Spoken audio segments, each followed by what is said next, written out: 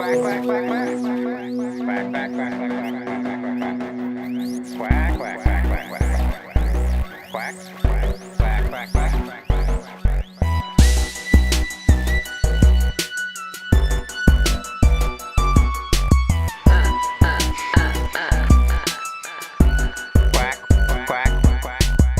is land, that ain't just speculation. That's something we do with kinky.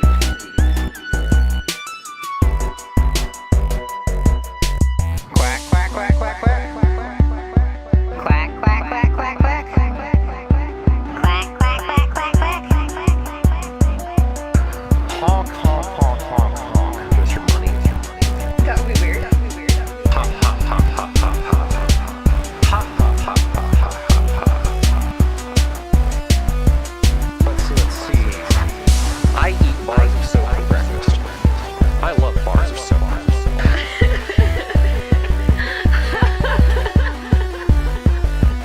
After midnight, things get weird. Quack, quack. Oh no. Oh no. Let it go. Let it go.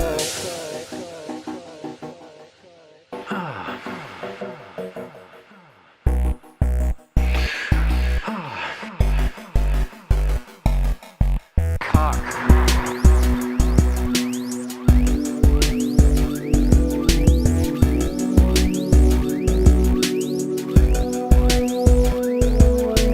I like that one.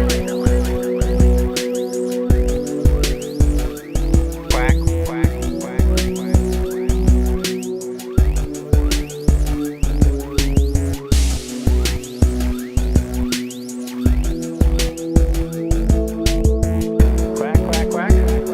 Quack, quack, quack, quack, quack. Come on, ducks.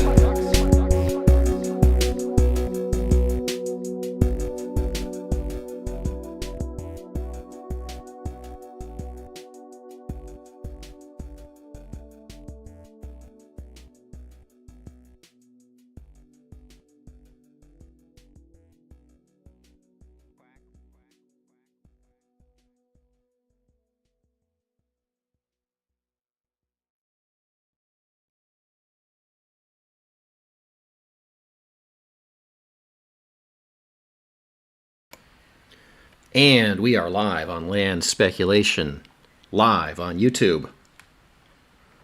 Tonight, the Bible stream continues with part 3. We're going to dig into Genesis, into the histories of Genesis. We're going to pivot a little bit from the allegorical origins of Genesis, the beginning of the world, and tonight we're going to get into actual people, things that we think are like real history, at least of a sort. And we're going to try to make sense of a lot of wild tales. And I think one of the things I was realizing as I was digging into the back half of Genesis here was just how wild things really get.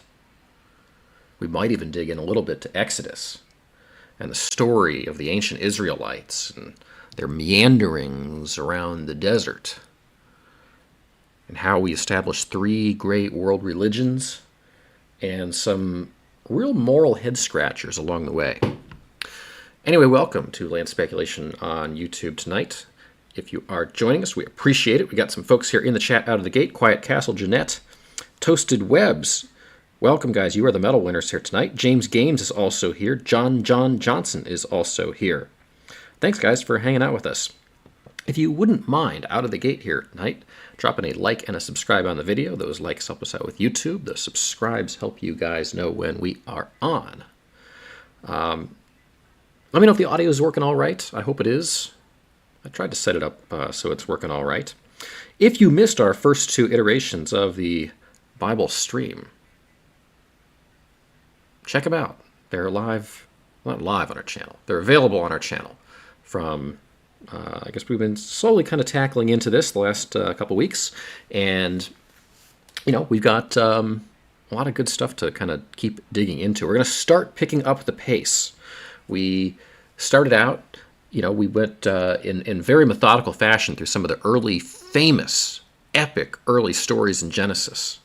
And tonight we're going to start to kind of roll through some of the history of the ancient Israelites and basically how we established the kind of foundations of the world that we know today. Little bit, step by step, we're going to get there. And we're going to keep digging through some of the really interesting parts of the Bible as we drill down. So stick with us. This is obviously, if you're just joining us here for the first time on a Bible stream, this is land speculation style of streamage. So we're going to tackle this as best we can.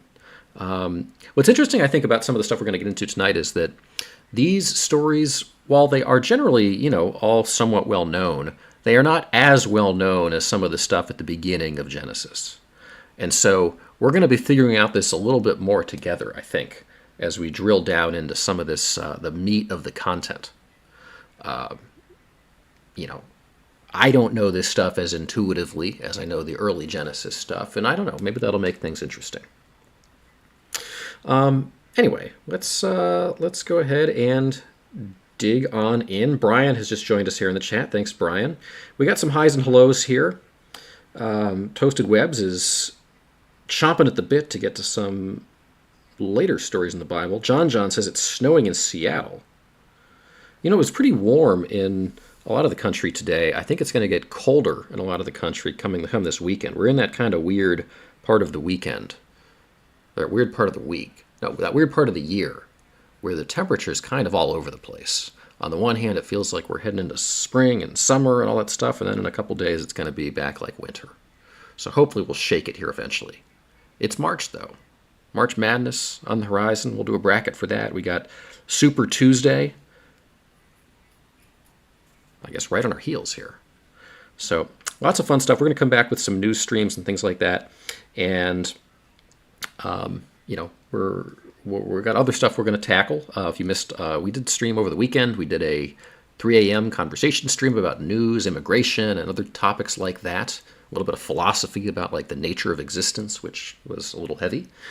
And, we also, I think we're going to do a dream stream sometime soon, digging into some odd dreams I've been having lately, very lucid dreams, which will be a little bit of a change of pace. We also did a bracket last week.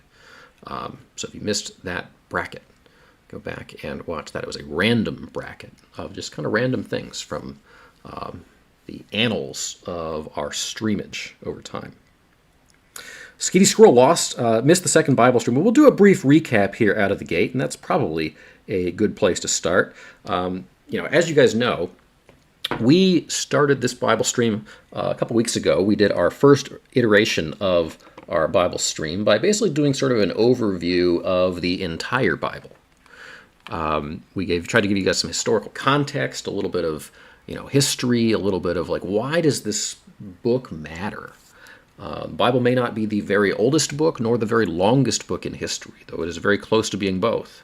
But what the Bible certainly is by far the most read book of all time, and by far the most impactful and influential book that has ever existed.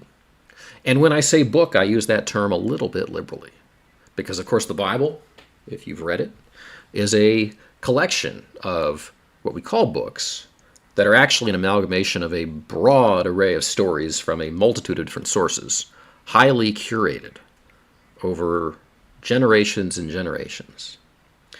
And so we tackled a little bit of the kind of big picture of the Bible, which I will say, doing the research on kind of the big picture of the Bible was super informative to me, because it certainly has helped me get a little bit better of a handle on, what all is in this darn book. And there's a lot, but it's also a little bit more organized than I thought it was. And then we dug into, in our subsequent second Bible stream, some of the origins of the story of Genesis, the beginning of the world. And we tackled some of the most consequential stories in all of the history of human lore. We tackled, of course, the story of creation, the creation of the heavens and the earth, starting with basically day one of the history of the world, if you believe what's in Genesis. We tackled the whole story of Adam and Eve and the Garden of Eden and the kind of paradise within which humanity began. We basically followed Adam and Eve through the fall, the creation of woman. I guess that's where Eve came from. It was out of the rib, essentially, of Adam. And we tackled the fall, when humans basically kind of gave it all up. We gave into our worst temptations, and a lot of the kind of idyllic, utopian, kind of paradise-like qualities we had at the outset, we basically gave them away and kind of got punished a lot by God. We started to see a very punitive side of God in a way. And we talked a little bit about the sort of moral and ethical issues around that. We followed the story of Cain and Abel. And some of these kind of, I think one of the things we're going to start to dig into tonight are these sort of dilemmas, these conflicts between human beings, brother versus brother. And this is where you really start to see that emerge here in the early part of Genesis. We went through genealogies. We tackled the oldest person who had ever lived, Methuselah. And then one of the most significant stories in the history of basically the entire Bible, the great flood in which God saw the wickedness of some of his creations and wanted to cleanse everything anew. And he sent a giant flood which destroyed the world except for one righteous man named Noah who had built this giant ark which basically survived it all. And then we read about the Tower of Babel and the follies of human hubris, which of course is a theme that comes up not just in the Bible, but in so many areas of human life. Hubris, man getting too big for our britches over and over and over again and getting burned for it. In this case, God punishing us for it. This was the sort of allegorical beginning of Genesis. And we talked about the ramifications of this. This is basically the part of Genesis that takes us from the beginning of time up to, let's say, around the year 2000 BC.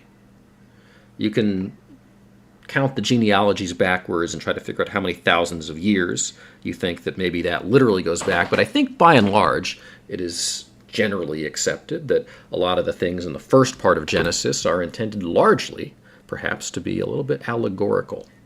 And so that is obviously a collection, that sort of first half of Genesis is a collection of some of the most, really significant stuff in the entire, entire history of humanity. These are sort of like, just epic tales that kind of mean a lot.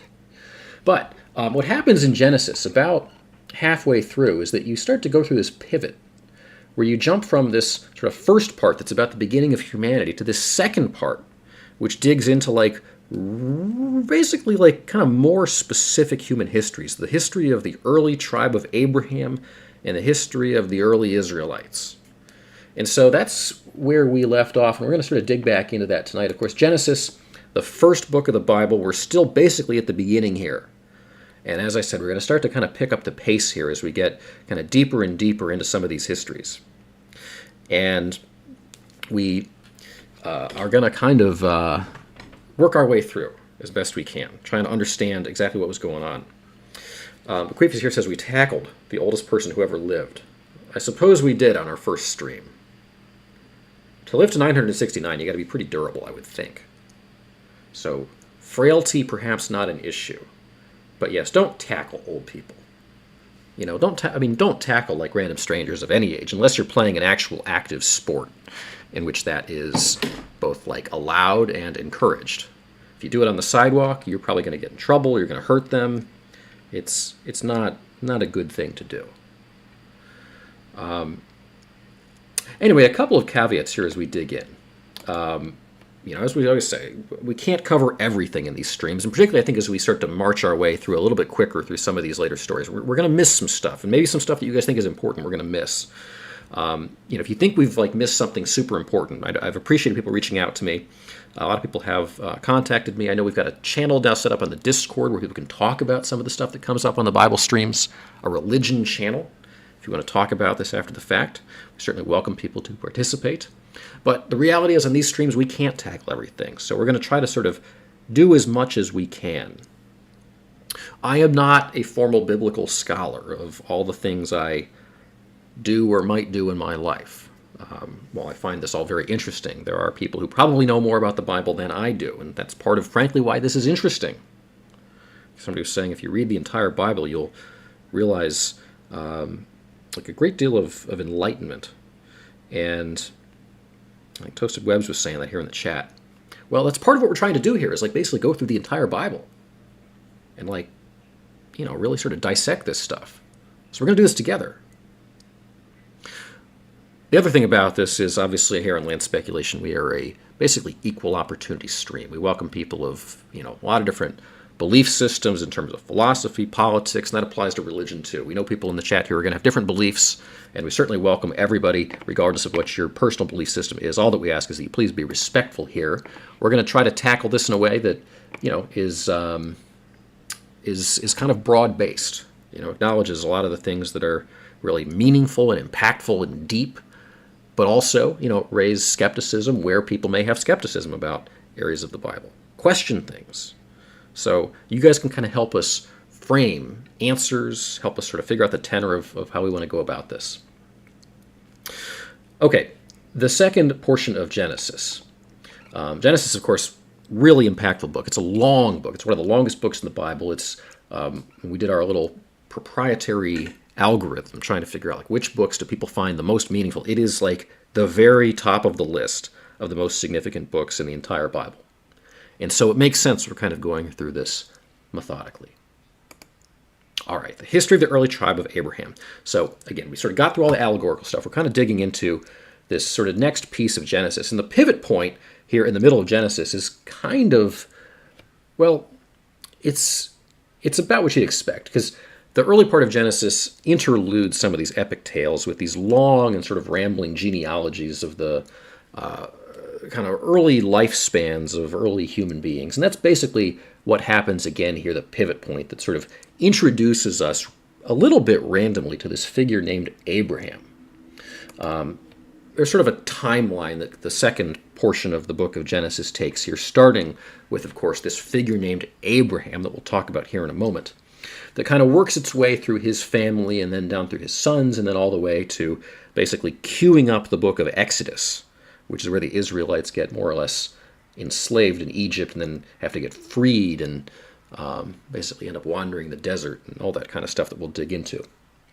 But basically this second portion of the book of Genesis begins with a series of like really extensive genealogies. Starting with this guy Shem, 2 years after the flood, the Great Flood. This guy Shem was 100 years old when he became the father of Arphaxad. And then after he became the father of Arphaxad, Shem lived 500 years and had other sons and daughters. He also then fathered several other people. Shelah, Arphaxad lived another 403 years after he fathered Shelah. Then, these sort of stories of these people that lived like astronomical numbers of years. 400, 200, a lot of years. We learn about these different characters very briefly. Eber, Peleg, Ru, Serug, Nahor, Terah. And if you sort of count the years here, we get through, this guy Terah, who had lived 70 years, who became the father of 3 sons, Abraham, Nahor, and Haran. And this is basically the cue with which we get introduced to this guy, Abraham. We don't really get told exactly why exactly Abraham is quite so significant. But starting in what we believe to be about the year 2166 BC, we start to learn about this guy, Abraham, who shows up here on the heels of the Noah's flood and the Tower of Babel. And Abraham is obviously one of the most significant people in the entire Bible. And at some point we might do a bracket of all these really significant figures that show up over the course of the Bible. But Abraham's certainly very close to top of the list of most impactful, most influential people in the history of not just the Bible, like all of religion, frankly. And we'll talk a little bit about that, about why. We know that Abraham was like a good guy, though. Very obedient, very righteous. He had a lot of good qualities to him. And this is part of why God decides to basically reach out to Abraham.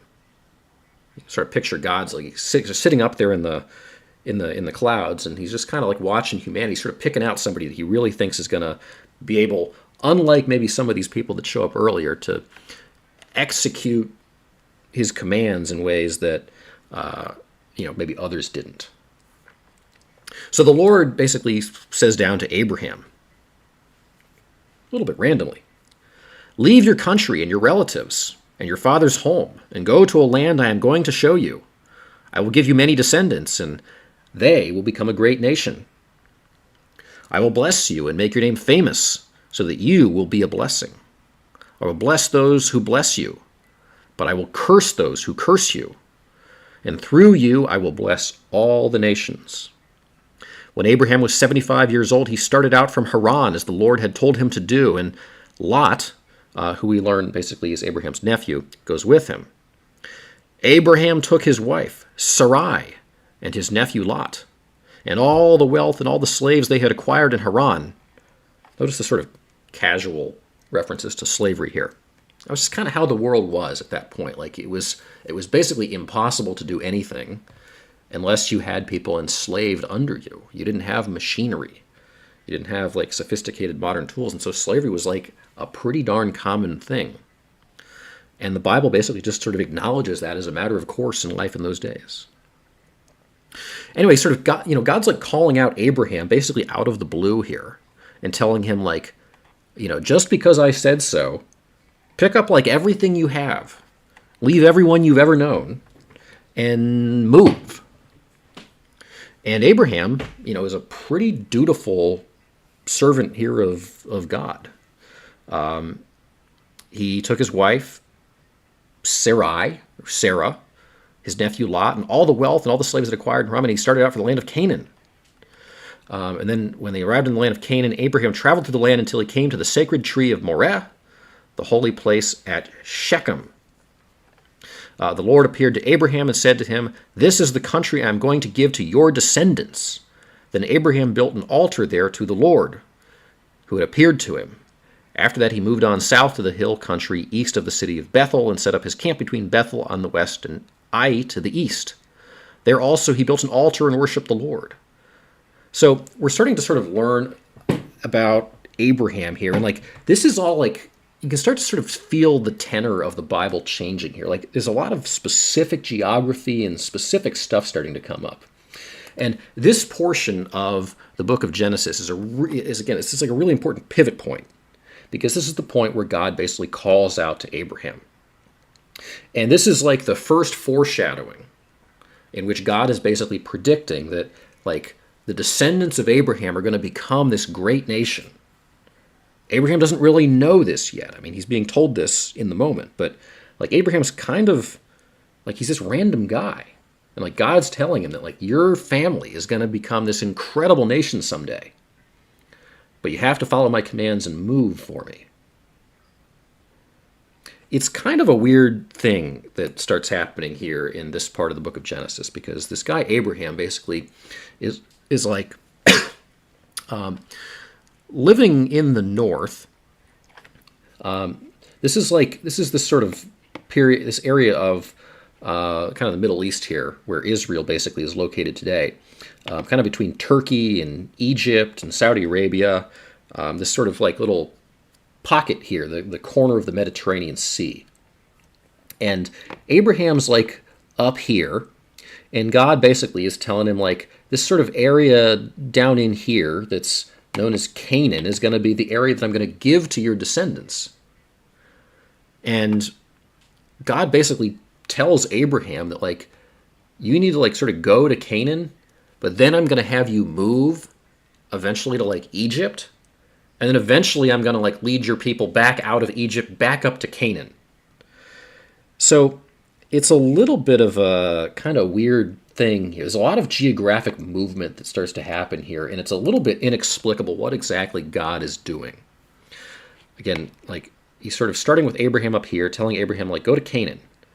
And then he's telling Abraham that like eventually you're going to leave Canaan, but then your ancestors, your descendants are going to come back to Canaan. And there they're going to set up this great nation. If I were Abraham, this would be a little bit confusing. But Abraham is one of the most like patient and like, I mean, he listens to everything God tells him and he does it.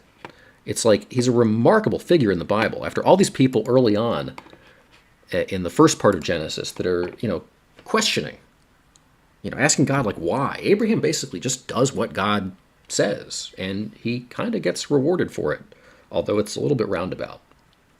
Again, all of this happening, these just sound like sort of big moves, and I'm sure they were, when you didn't have automobiles and all this stuff. But actually, this is all happening in a really, really, really tiny area of the world. And so, I think those, like, I remember like listening to Christopher Hitchens, who was like a prominent atheist intellectual, sort of expressed skepticism about the Bible, and he was like, it's all these petty tribal stories from this tiny part of the world thousands of years ago. Why do we care about any of this? And to a degree, this is like a really tiny part of the world. So, on the one hand, like, why are we sort of like obsessing about the details of some of this stuff? But there are some important lessons here that come through Abraham. So Abraham basically goes to Canaan, based on God's command. And then no sooner does he get to Canaan than there's a famine. The famine is so bad that Abraham basically leaves Canaan and he goes farther south all the way back into Egypt. So this is basically how Abraham and kind of sets up the Israelites here at the very beginning in Egypt. It's basically just sort of circumstance. They end up in Egypt. And as he's about to go into Egypt, he realizes that he is married to this incredibly beautiful woman. He starts looking at his wife. His wife is named, again, Sarah here, Sarai. And basically says to her, "You are a beautiful woman. When the Egyptians see you, they will assume that you are my wife. And so they will kill me and let you live." Because Abraham basically assumes that as he goes into Egypt here, the Egyptians are going to like try to steal his wife and kill him. So he commands his wife, "Tell them instead that you are my sister. Then because of you, they will let me live and treat me well." So Abraham's like tells his wife to lie on his behalf. The Egyptians did see that Sarah was very beautiful. Some of the court officials saw her, told the king how beautiful she was. She was taken to the palace. And there, the king treated Abraham well, basically sleeps with Sarah, it sounds like. So, like, the king in Egypt sleeps with Abraham's wife. And in turn, Abraham gets like a whole bunch of sheep, goats, cattle, donkeys, slaves, and camels. What gifts. Now, the Lord's not happy, I guess, with the king of Egypt. The Lord sends like a whole bunch of diseases onto the king of Egypt. And then the king sort of blames Abraham for this and figures out eventually that actually Sarai was Abraham's wife, and calls him out on this. And actually Abraham kind of ends up getting like punished here by the king anyway. And this is just sort of I think the point of these stories is kind of introduce you to this woman Sarah, because Sarah's an important woman here as we get into kind of the story of Abraham here. So God kind of keeps talking to Abraham,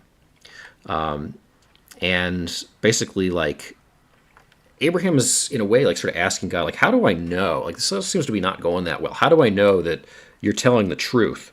That actually I'm going to have this like great nation, all my descendants are going to be super important. And then God goes into like these sort of detailed commands of Abraham, of all the different sacrifices he needs to make to him. Bring me a cow, a goat, a ram, each of them 3 years old, a dove, and a pigeon. Abraham brought the animals to God, cut them each in half, and placed the halves opposite each other in 2 rows, but did not cut up the birds. Vultures came down on the bodies. Abraham drove them off. Abraham basically goes into like a deep terror. And this is where the Lord starts to kind of really proselytize the future here of Abraham and his descendants. Your descendants, the Lord says to Abraham in his sleep, your descendants will be strangers in a foreign land. They will be slaves there and be treated cruelly for 400 years. But I will punish the nation that enslaves them, and when they leave that foreign land, they will take a great wealth with them. You yourself will live to a ripe old age, die in peace, and be buried. It will be 4 generations before your descendants come back here, because I will not drive out the Amorites until they become so wicked they must be punished. So Abraham's getting these, like, I guess, sort of messages from God. He's telling Abraham, like, be patient. Your descendants are going to go through a lot of crap here over the next 400 years. But it's all going to be worth it at the end of the day. And Abraham basically says, okay, he trusts God. So God's like continuing to call Abraham here. Now, Abraham's got this whole issue with his wife. He's got this wife, Sarah. He sort of learns along the way here that Sarah is going to not be able to produce kids.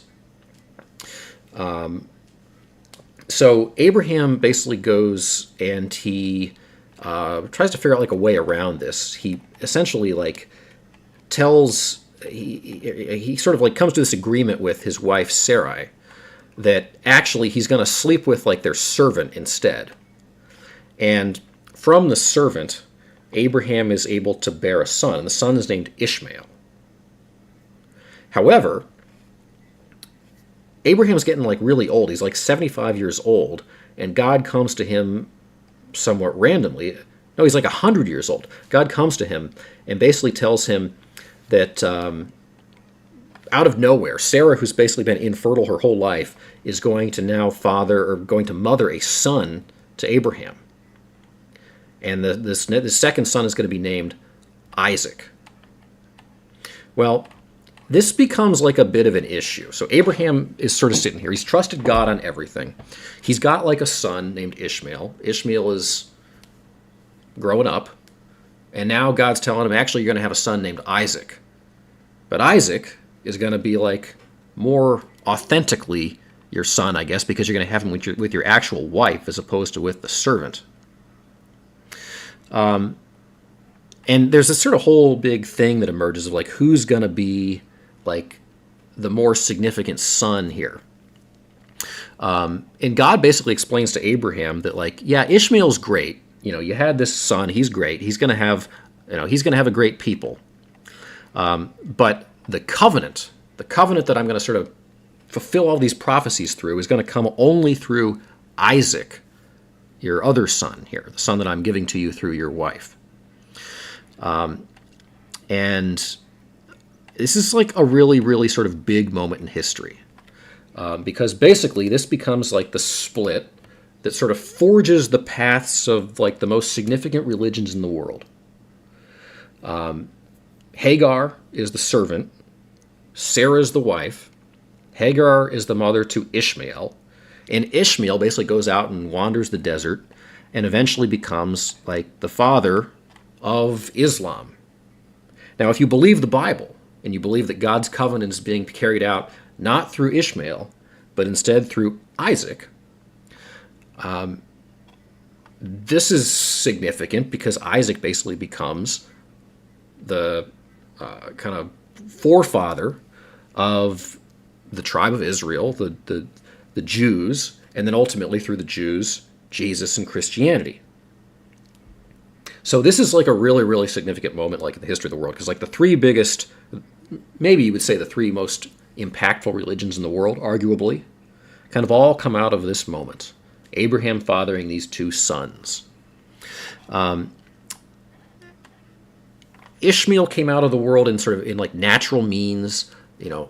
Abraham's just like problem solving with this servant lady.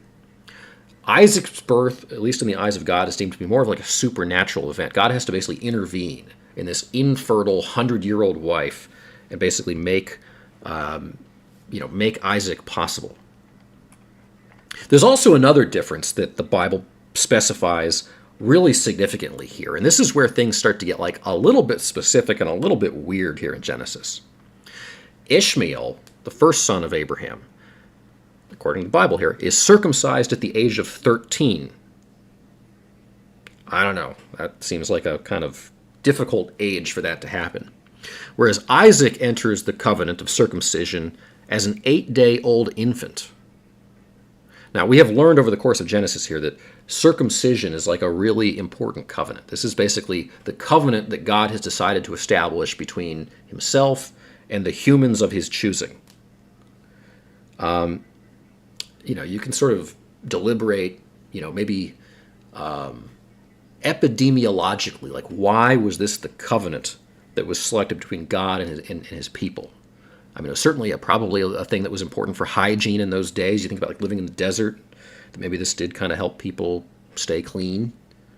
But like it's also, kind of an odd thing that God picks to like be his primary covenant between himself and his people. Anyway, apparently this is like a really big deal, that Ishmael doesn't get circumcised until he's like in puberty, and Isaac is getting circumcised basically as an 8-day-old infant. So basically because of this, so the Bible sort of asserts here, like there's a significance to Isaac, and thus we're going to basically follow the story of Isaac forward out of Abraham in ways that we're kind of going to, from this point forward, more or less ignore the story of Ishmael, even though Ishmael also is Abraham's son. So there's a lot to sort of unpack here at sort of the beginning of the story of Abraham. This is the beginning of some kind of interesting like offshoots here in the book of Genesis. One, of course, is this sort of obsession with the topic of circumcision. It's in Genesis 17 where God basically affirms that circumcision is the covenant that you shall keep between me and thy seed after you. Every male child among you shall be circumcised.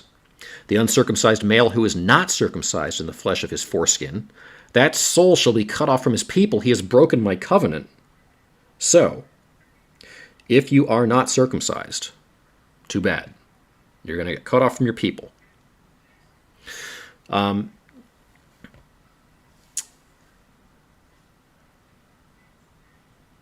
Abraham himself, by the way, is, and this is Genesis 17 again, the Bible specifies Abraham himself, so we know like very specifically here, Isaac was 8 days old, Ishmael was 13, and then Abraham himself was 99 years old when he was circumcised in the flesh of his foreskin.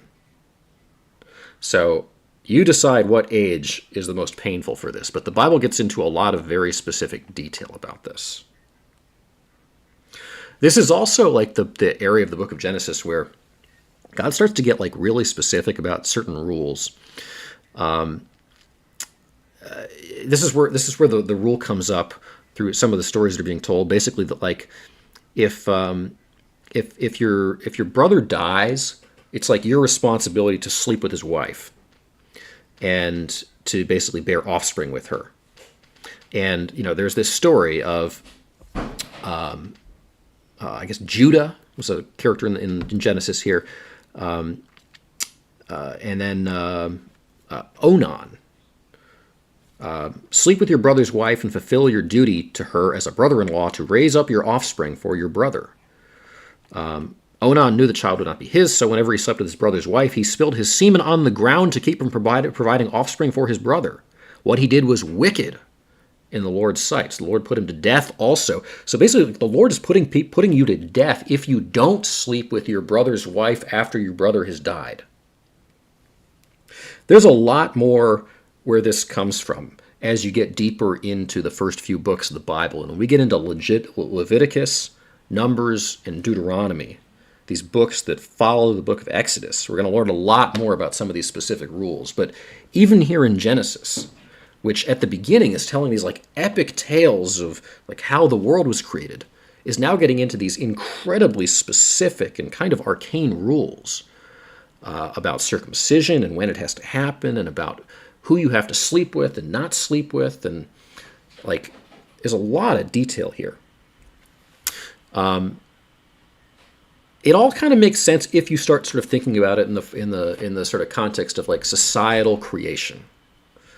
You're trying to create like a functional society in the area in like a time of history when like society really hadn't essentially, like we didn't really know how to do societies yet. So in a way, there's some rationale to this, but it is a little weird. The Bible does get pretty kinky and weird here, as Bequeathius says. Comment in the chaos, yes. You would be like cut off from people if you're not circumcised.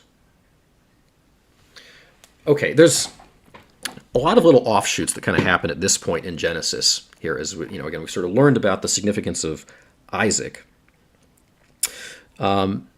We also then sort of have this offshoot. We learned about Abraham's other relatives, and we learned about his nephew Lot here. And this is basically where we learn about the sort of fate of Lot and his wife. So Abraham's this brother named Haran, and I guess Haran dies. So Abraham basically takes on the responsibility for caring for the rest of his family. I mean, God's told him, like, your family is pretty darn important here. So obviously one of the children of this guy Haran is this guy Lot, Abraham's nephew. And Lot basically ends up living in this city these two cities called Sodom and Gomorrah. I guess there were some disputes over herds and things like that. Wherever they lived couldn't support all of their flocks together. And Abraham basically lets Lot go off and settle wherever he wants, and he picks these cities called Sodom and Gomorrah because they appeared lush and fertile. But apparently Sodom and Gomorrah are very wicked cities. And basically the problem is they have widespread immorality, depravity, including sexual immorality, homosexuality, and violence. They have a lack of hospitality. They're not very welcoming. Basically, Lot was trying to host visitors in the city, and the people that lived there didn't want him to. In fact, they surrounded his house and tried to force the visitors out. There was a lot of arrogance in the cities and excess of food, apparently very gluttonous. They were neglecting the poor and the needy. You even see a little bit of the kind of, New Testament themes of be a good person showing up here. And most importantly, these cities were rejecting God. And so at this point in Genesis basically is where you learn about this sort of story in which Lot and his wife get expelled from Sodom and Gomorrah. Basically, God decides to judge these cities. Even though God told us back in the story of Noah and the flood that he wasn't going to do any more total destruction of things, he does decide to destroy Sodom and Gomorrah. And he gets so mad that he basically destroys the cities. The sun was rising when Lot reached Zoar. Suddenly the Lord rained burning sulfur on the cities of Sodom and Gomorrah, destroyed them and the whole valley, along with all the people there and everything that grew on the land. So Lot and his wife are basically running away from these cities. And God tells them, run away and don't look back. Don't look back to this sinful evil. I'm destroying it. Just run away. But Lot obeys. His wife does not. Lot's wife looks back and was turned into a pillar of salt. Early the next morning, Abraham hurried to the place where he had stood in the presence of the Lord. He looked down at Sodom and Gomorrah and the whole valley and saw smoke rising from the land, like smoke from a huge furnace. When God destroyed the cities of the valley where Lot was living, he kept Abraham in mind and allowed Lot to escape to safety. So Lot, I guess, now has to go on living knowing his wife has been turned into a pillar of salt. So these stories kind of show up as a little bit of an interlude here as Genesis progresses. But you get the story of Sodom and Gomorrah, you get all this all these rules about circumcision and whatnot. But basically, now we've got Abraham, this really significant figure that God has sort of plucked out of the air and made and decided he's going to be the father of my chosen people. And he's had this son Isaac now that, as we've learned, is the chosen son. And Isaac becomes pretty significant. But before Isaac can really do anything, God's going to test Abraham just a couple more times. He's going to make sure that Abraham is really, really, really righteous. 2066, so this is Isaac's born. And then we get to this really weird story. So Isaac's born. We know he's circumcised at the beginning of his life. Sometime later, God decides to test Abraham. And God tells Abraham, go and take your son Isaac, your only son who you love so much. God's kind of gaslighting Abraham a little bit here. Take your only son who you love so much and go to the land of Moriah, there on a mountain that I will show you. Offer him as a sacrifice to me. Early the next morning, Abraham cut some wood for the sacrifice. He loaded his donkey and took Isaac and the two servants with him. They started out for the place that God had told him about. On the third day, Abraham saw the place in the distance. Then he said to the servants, stay here with the donkey. The boy and I will go over there and worship. and then we will come back to you. So he's lying to his son. He's intending to, like, burn his son alive, but he lies to the son, says, we're just going to go worship over there. Abraham made Isaac carry the wood for the sacrifice. Imagine, like, you're going to sacrifice your own son, and you make him carry the wood for his own execution. And carried him, and he himself carried a knife and live coals for starting a fire. As they walked along together, Isaac said, Father. Abraham says, yes, my son. Isaac's kind of catching on here. He goes, I see that you have the coals and the wood, but, like, where's the lamb for the sacrifice? Abraham answers, God himself will provide one. And the two of them walked on together. When they came to the place which God had told him about, Abraham did build an altar, and he arranged the wood on it. He tied up his son, and he placed him on the altar on top of the wood. Then he picked up the knife to kill him. But the angel of the Lord called out to him from heaven and said, Hey, Abraham, Abraham. And Abraham is like, Yeah, Lord, I'm here. And God says, just kidding. Don't hurt the boy or do anything to him. Now I know that you honor and obey God because you have not kept back your only son from him. So the fact that Abraham is, like, willing to potentially sacrifice his own son and execute him here on an altar is, like, that's good. That's good proof to God that Abraham trusts him. Abraham looked around and saw a ram, cute little ram, caught in the bush by its horns. He went and got it and offered it instead as a burnt offering. Abraham named that place, The Lord Provides. And even today people say, on the Lord's mountain he provides. The angel of the Lord called to Abraham from heaven a second time. I make a vow by my own name, the Lord is speaking, that I will richly bless you. Because you did this, and did not keep back your only son from me, I promise that I will give you as many descendants as there are stars in the sky or grains of sand along the seashore. Your descendants will conquer their enemies. All the nations will ask me to bless them, as I have blessed your descendants, all because you obeyed my command.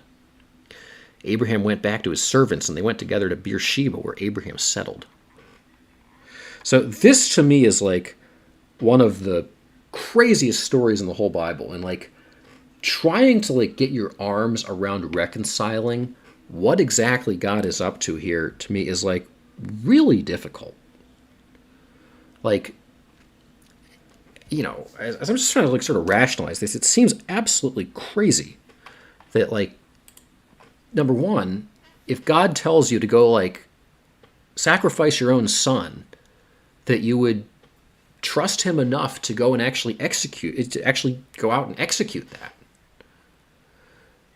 And the idea that, like, then God would intervene, give him a ram instead, and that, like, God would view Abraham's trustworthiness in this situation, that he was willing to sacrifice his own son, is as, like, a good thing. This sort of demonstration of his faith that's a real head scratcher when it comes to this Bible at this point.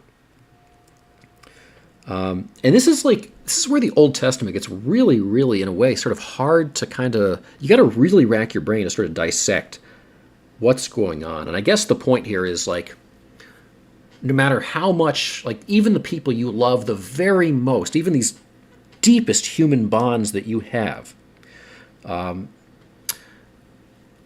like, those bonds you need to basically be able to set aside for the sake of God. That God, your relationship with God is actually more important even than those most precious bonds you have with the other people in your life. And that's a really hard thing to get my arms around, especially when, you know, we get sort of so inculcated into these messages of morality. And I guess you could sort of assume from this story that all along maybe Abraham knew that God wasn't actually going to make him sacrifice his son, that Abraham basically trusted that God was going to do something here that would allow this to turn out with a good outcome. Because after all, God had told him that your son Isaac is going to be like the forefather of all these great nations. I'm sure Abraham was scratching his head a little bit going up to the mountain. But you certainly see here that Abraham is, like, of all the characters we've met in the entire Bible, is by far the most obedient we've met yet. Like, he does everything that God asks of him, no matter how seemingly crazy it seems, obeys, and, you know, you could even say he's going to get rewarded for it, but, like, God has basically told Abraham here that, like, in his own life, he probably won't be rewarded for it. And all his descendants, like, even they're going to be punished for generations and generations. Not punished, maybe. They're going to go through a lot of crap for generations and generations, but eventually, like 400 years from now, it's all going to pay off. And you have to really, really, really have a lot of faith in order to sort of buy all of this. And I guess that's the story here of Abraham. That, like, no matter how difficult life seems, no matter how much it feels like God is putting on your shoulders, if God promises you, believe him. You got to trust in him. It's really, really, really, it's, you know, it's like, this is again, we're sort of getting into parts of the Bible here that get really, really, really complicated. And kind of like, in a way, hard to sort of believe. You know, hard to sort of like reconcile with your own conscience. And I think that's kind of part of the challenge of it. All right, just a reminder, guys, you're watching Land Speculation here on YouTube. I'm going to take a quick break here, and I'm going to pick one of our commercials from our mods here before we dig into the kind of back half of this second half of the book of Genesis. We've learned about Abraham, we've learned about Isaac. We're going to learn here now, in a few minutes here, about Jacob and Joseph, which is going to take us into Exodus. But before we do it, I want to pause here for just a little bit of station identification. We'll be right back. If you're hearing this message, you're probably watching Land Speculation on YouTube. I gotta be quiet. If you are, please leave a like. They say we have to get so many likes, and then they'll maybe let me out of the cage. It's been a while. Hey, shut up over there! I'm sorry. Okay. Just leave, like, subscribe, hit the bell if you want. Check out the description for the Discord and all that stuff. I gotta go.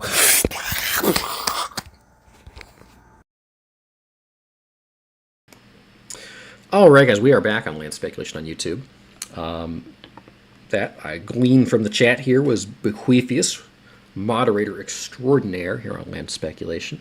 We appreciate the work of all of our moderators on Land Speculation. Anyway,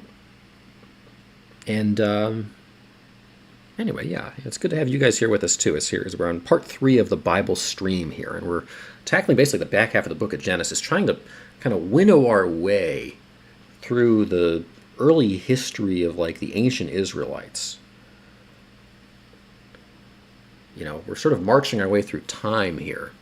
We're roughly 2000 BC here, and we're kind of like learning about the early formation of this tribe of Israel that comes out of the family of Abraham, sort of how they end up in Egypt, where they ultimately get enslaved, and then the whole progression that eventually leads to them kind of building this whole set of unique and everlasting relationships with God.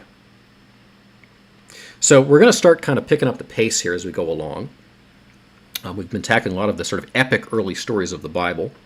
Genesis is getting pretty confusing here at this point. A lot of, like, a kind of interesting covenants and rules and stuff that you really have to sort of head scratch to kind of think through.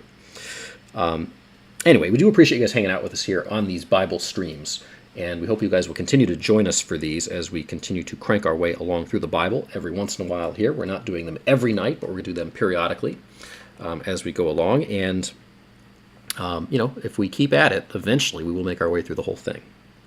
And I promise it won't take us like 100 streams to do it. You know, Genesis is a big, big, big book. So we're trying to do it as dutifully to the content as we can. But there are a lot of smaller books as we tread along through the Bible that we'll be able to get through kind of more quickly.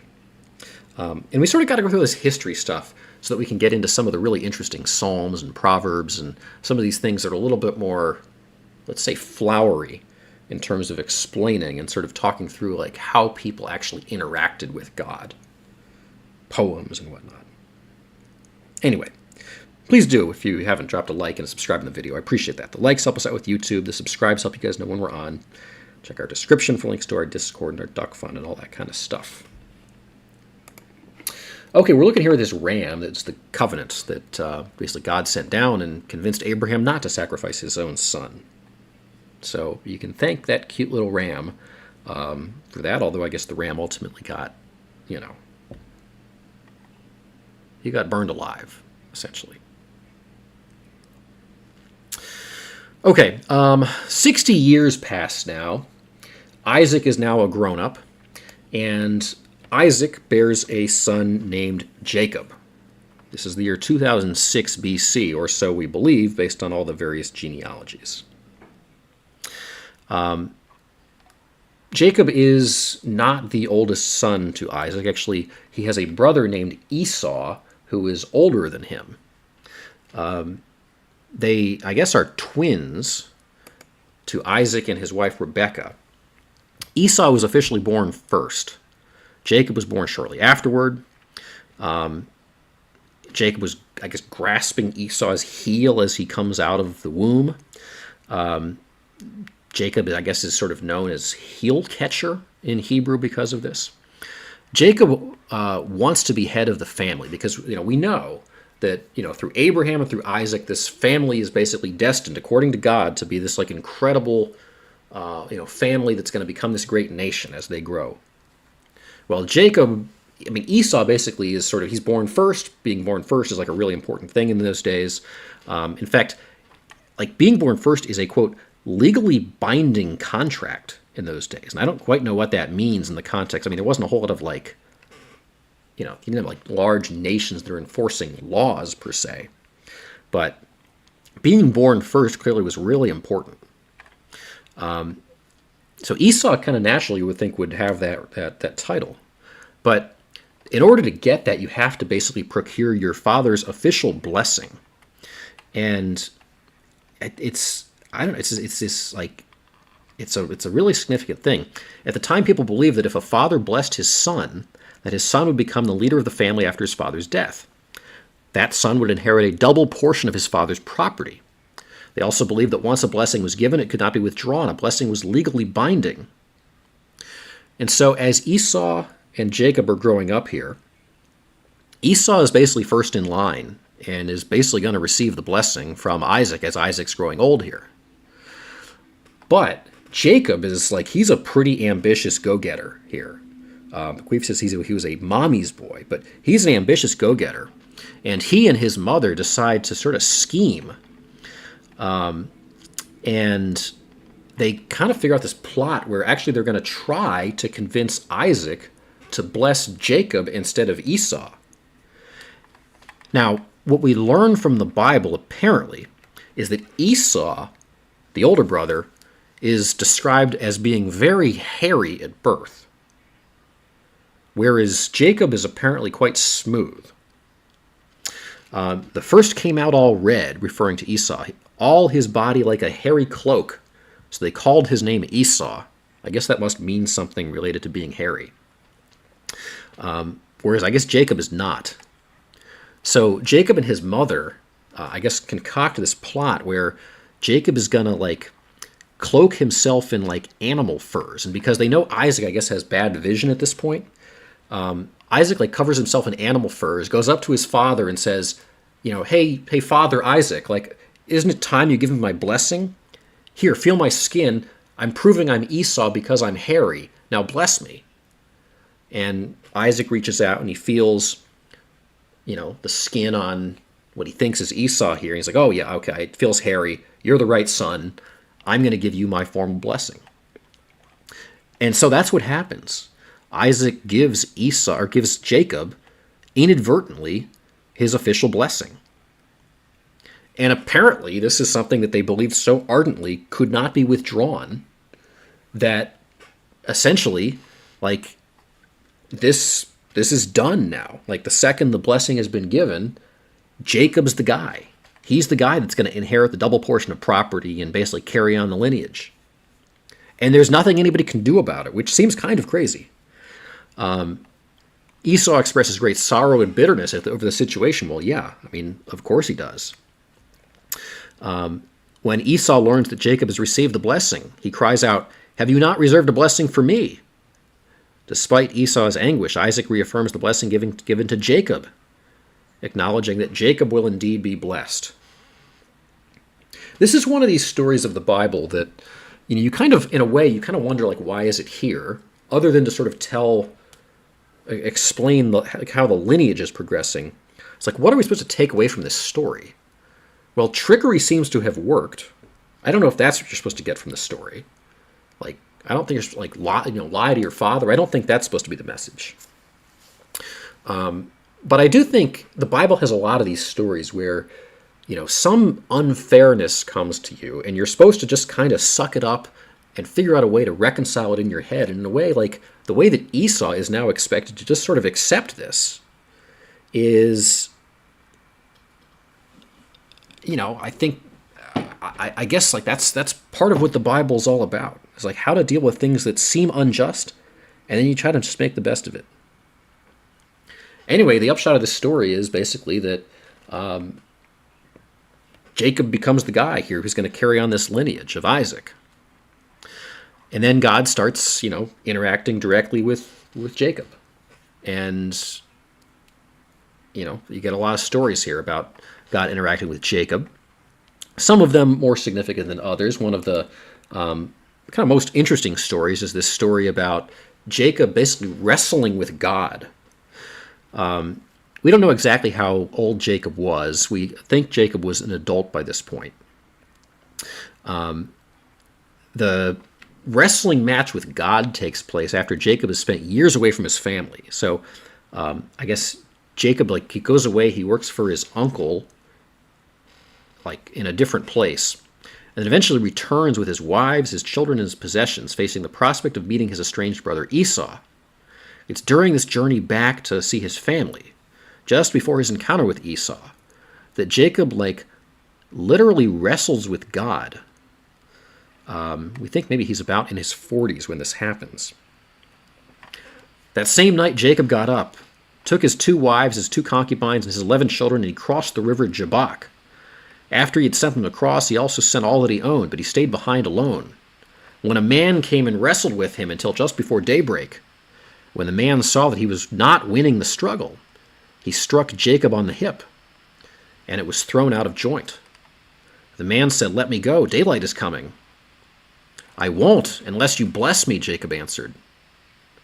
"What is your name?" the man asked. "Jacob," he answered. The man said, "Your name will no longer be Jacob. You have struggled with God and with men, and you have won. So your name will be Israel."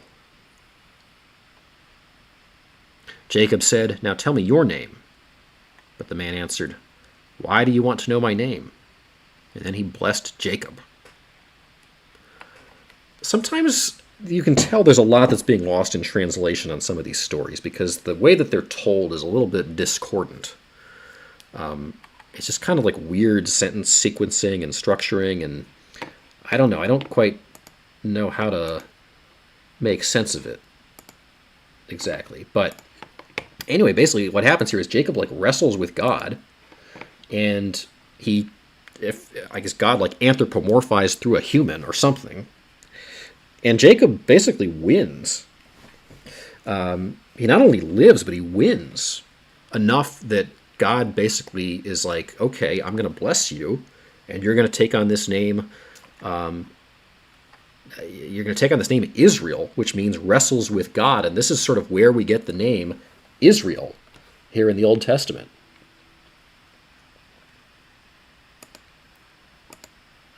All right. We progress now. Let's see. We've gone about another 85, 90 years here. So we get the life of Jacob here, which sort of carries on the lineage. About 90 years later, Jacob bears a son. Actually, he bears a whole bunch of sons. And I guess he had 12 sons officially. And among the sons, he has a son named Joseph. Joseph's born here in 1915 BC, almost 2,000 years before Jesus gets born. And I guess Jacob's like he's a real interesting figure here, because like he kind of came into the picture because he tricked his father, and then he starts like playing favorites with his kids. I wish I could meet Jacob and figure out what his personality was like. Anyway, he's being like, he's sort of treating Joseph better than his other kids. And the other 11 sons are kind of bitter about this. He's shown a lot of favoritism. And so the brothers decide, they're going to like get back at Joseph here with a little prank. The way that brothers do. They decide, let's get back at Joseph by selling him into slavery. You know how that goes with your brothers sometimes. You're like, you're playing tricks on each other, and then your brother kind of gets you good, and then you're like, I'm going to get you back, and then you sell him into slavery. Anyway, that's what Joseph's brothers do to him here. They sold him as a slave, and then they told their father Jacob that Joseph was dead. So not only do they sell him into slavery, but then they lie to Jacob that Joseph is dead, making, I assume, Jacob really sad because Joseph was his favorite son. Joseph was taken to Egypt and sold to a man named Potiphar. Potiphar is an officer of Pharaoh and captain of the guard. So he's a pretty high-ranking person in Egypt. There's a lot of sort of back and forth here with Egypt and not Egypt. Egypt's always like creates trouble for the Israelites here. Despite his difficult circumstances, Joseph finds favor with Potiphar and is put in charge of his household. So he's basically like a servant here for Potiphar, which is probably a pretty good deal when it comes to being a slave. You're like basically just the head of the household for a very important person. Joseph's situation takes a turn for the worse when Potiphar's wife falsely accuses him of attempting to seduce her. As a result, Joseph is unjustly thrown into prison. Well, that sucks. So he's been enslaved, now he's been falsely accused, and now he ends up in prison. While in prison, Joseph continues to demonstrate his integrity and his wisdom, which eventually leads to him being put in charge of all the other prisoners. Wow. During this time, he interprets the dreams of two fellow inmates, the chief cupbearer and the chief baker, accurately predicting that the cupbearer will be restored to his position while the baker will be executed. Joseph's ability to interpret dreams becomes famous across the land of Egypt. Pharaoh summons Joseph to, I guess, the palace or wherever the Pharaoh lives there in Egypt. I don't know, where did Pharaoh live? He didn't live in the pyramids. Some kind of palace or something. And Pharaoh basically is having some like lucid dreams and tells Joseph like, I know you're like a slave and a prisoner, but I've heard you can interpret dreams. So can you interpret my dreams? And Joseph basically listens to Pharaoh talk about his dreams and then interprets the dreams to say that they foretell 7 years of abundance followed by 7 years of famine. And he basically advises Pharaoh to appoint someone to oversee the storage of food during the years of plenty. It's smart. Like, you got like a surplus now, store it later. Pharaoh's really impressed by this. Impressed by Joseph's wisdom, Pharaoh appoints him as second in command over all of Egypt. That seems like a bit of an overreaction. Like, the guy interprets your dream correctly, and suddenly you make him like your vice president? I mean, I know we've had some questionable selections of vice presidents here in the United States, but it's a big, big move. Through these events, Joseph's journey from slavery to imprisonment to becoming a powerful ruler in Egypt begins. His story ultimately leads to the fulfillment of God's plan to save his family from the famine and to bring about the reconciliation between Joseph and his brothers. So basically, like, Joseph's doing all this stuff in Egypt here, where he's like going from being like a slave and a prisoner to being now like almost in charge of Egypt. Meanwhile, the rest of the family who was left behind, Jacob and the other 11 sons, are basically going through famine where they are. So they decide, coincidentally, they're going to go live voluntarily in Egypt. So again, we have like more movement here across the map from like Canaan across over into Egypt. Abraham's descendants had this tendency to look to Egypt for refuge when they have times of trouble, but it always kind of bites them in the ass. And it does that again here. So God tells them, the land of Egypt is before you. Settle your fathers and your brothers in the best of the land. Let them settle in the land of Goshen, and if you know any men among them, put them in charge of my livestock. So basically, they show up here in Egypt. Joseph is now like a really important person in Egypt, and like what a sort of turning of the tables here, because they sent Joseph to Egypt because they wanted to get rid of him. But now Joseph has a lot of power, and they're in trouble. So while they're there, basically, the family is reunited. Joseph's prediction of the 7 years of prosperity followed by the 7 years of famine basically do come true. And along the way, Joseph sees his brothers. He recognizes them. They don't recognize him. Maybe he's shaved or something. Joseph decides to test their character. He makes them like go through all this repentance for their past actions. He accuses them of being spies. And I don't know. He sort of gets a little bit of revenge here. He sort of puts them through a whole bunch of like kind of minor tortures. And then eventually, after he feels like he's tortured them enough, he eventually reveals his identity back to them, comforting them and assuring them that he harbors no ill will toward them. He explains that God had orchestrated the events to save their lives and the lives of many others during the famine. Joseph sends for his father Jacob, and the entire family is reunited in Egypt. What a happy story. The joyful reunion sets the stage for the fulfillment of God's promise to Abraham. So basically, they end up here in Egypt. It seems like a really happy story, even though it began with these brothers, pranking Joseph with the old, sell him off into slavery trick.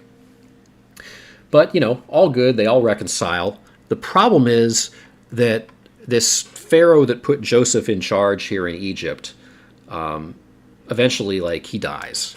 And so there's a change in Egyptian leadership, and the Pharaoh that replaces the previous one is not really as fond of Joseph, doesn't really even know him. And this Pharaoh is a little more paranoid. He becomes really concerned about the large population of Israelites living in Egypt.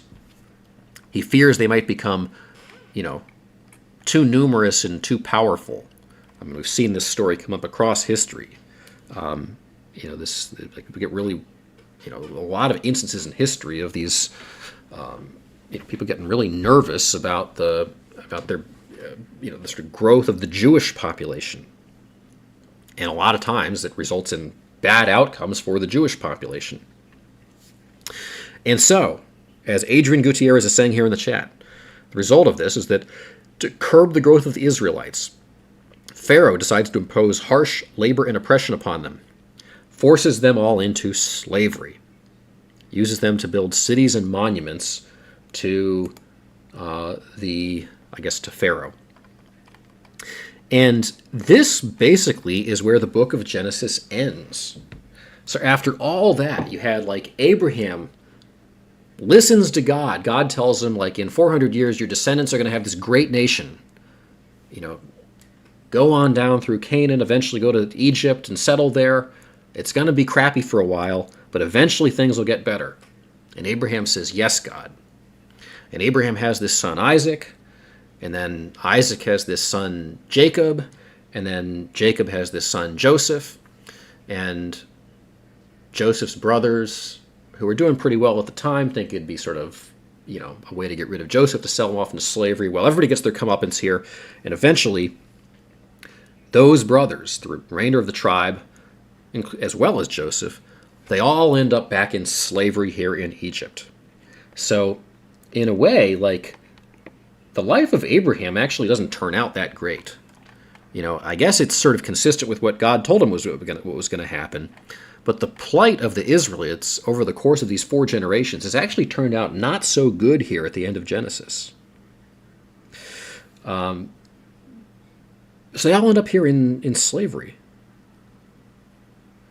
And it's kind of a depressing end to this first book of the Bible. It starts so optimistic with God creating the heavens and the earth. There's this sort of, very aspirational, wide-eyed, ambitious vision for what the earth could be, what humanity could be. Adam and Eve in the Garden of Eden. What an amazing, amazing opportunity this is for humanity to live this sort of idyllic paradise of a life.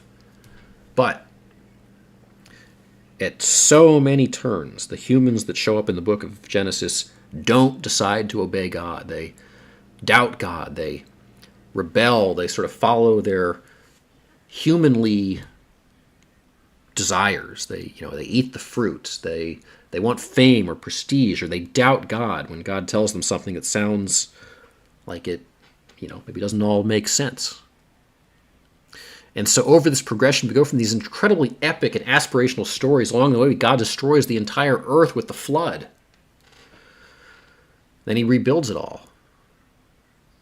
God promises Abraham, and then eventually Abraham's descendants end the book of Genesis here, embroiled in basically like a pretty dire situation. They're enslaved here. And things don't look so great unless you totally trust God. When God says that actually I'm going to lead them, ultimately back up to Canaan. I mean, they could have just stayed in Canaan to begin with, you would think. I mean, they were there. They were already in the promised land. But now they've got to go wander the desert for years and years until God eventually leads them back. So you can have faith here at the end of Genesis that things are going to turn out all right. But as it is, Genesis ends in a not very good situation. Some of the themes here from the book of Genesis. Following God's commands is very important. There's a lot of conflict between brothers that shows up here. I mean, Cain and Abel have a conflict that leads to one of them killing the other. You have conflict here between Ishmael and Isaac.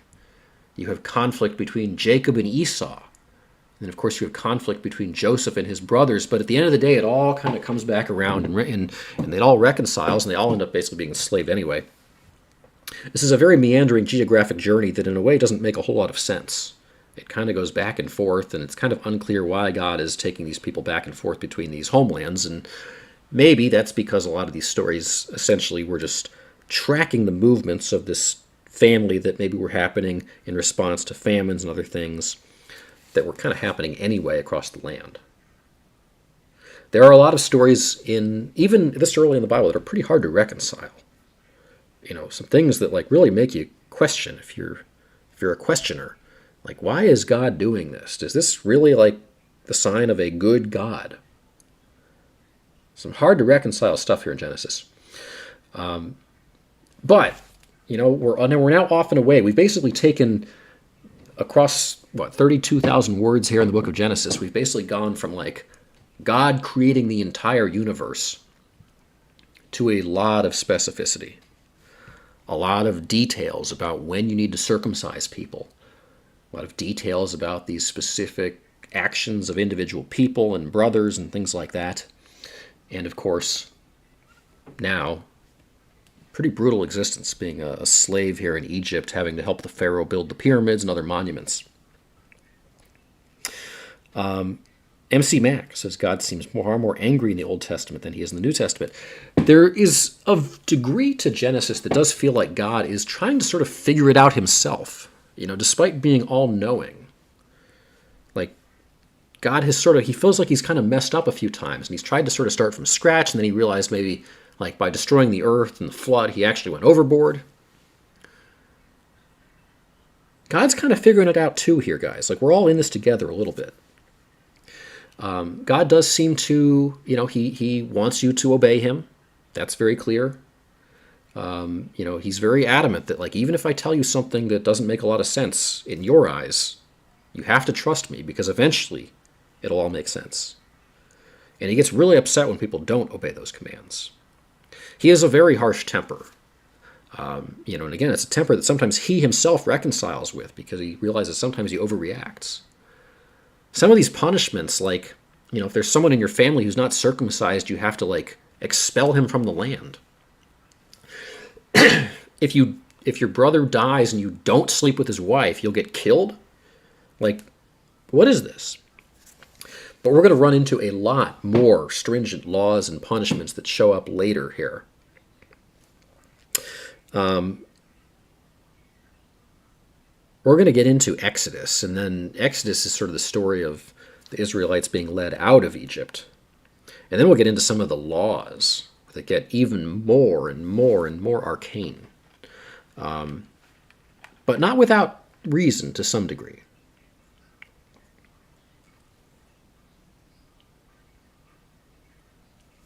There's also a lot of these, Greece started talking about this idea that like God is talking directly with individual humans here a lot in Genesis. He's got to pick the people. He selects people a little bit out of the blue, and then he talks to them, and he tries to get them to believe him. And I guess one of the morals there is like, if God is talking to you, listen.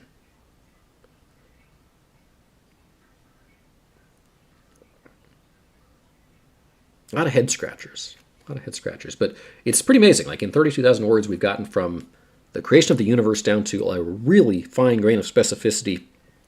And we went from like a paradise of existence at the beginning of Genesis to now like we're literally enslaved here, and we don't know how we're going to get out of this. What a time to be alive here in, I guess, what are we at now? We're at like, what year are we? I guess we're when does the book of Exodus start here? We are about 16, we're as late as 1600 BC here. It's 1528 BC, so we believe, when Moses is born. And Moses is the character that we get introduced to in like early Exodus, which is where we're going next.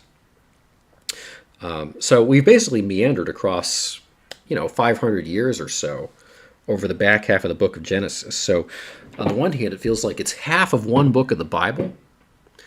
On the other hand, it's 500 years of history. And a lot of stuff has happened. I don't know. I'm curious, guys. I'm going to maybe ask a question here in the chat. Who...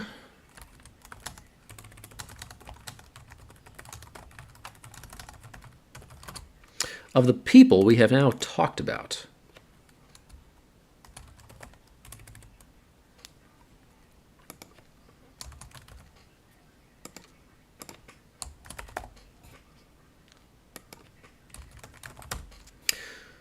who is your favorite character in Genesis? And I can only put 4 names on here, guys, so bear with me that maybe you have a favorite character that isn't in this poll. But of course, you have Adam at the beginning. First human ever. I mean, there's some significance to him. You've got Noah, who's incredibly righteous. You've got Abraham, who is incredibly obedient. And you've got Jacob, who seems like a bit of a trickster. I don't know. What do people think here?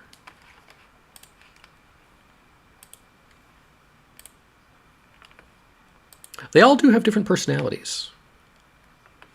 It's not just that they are,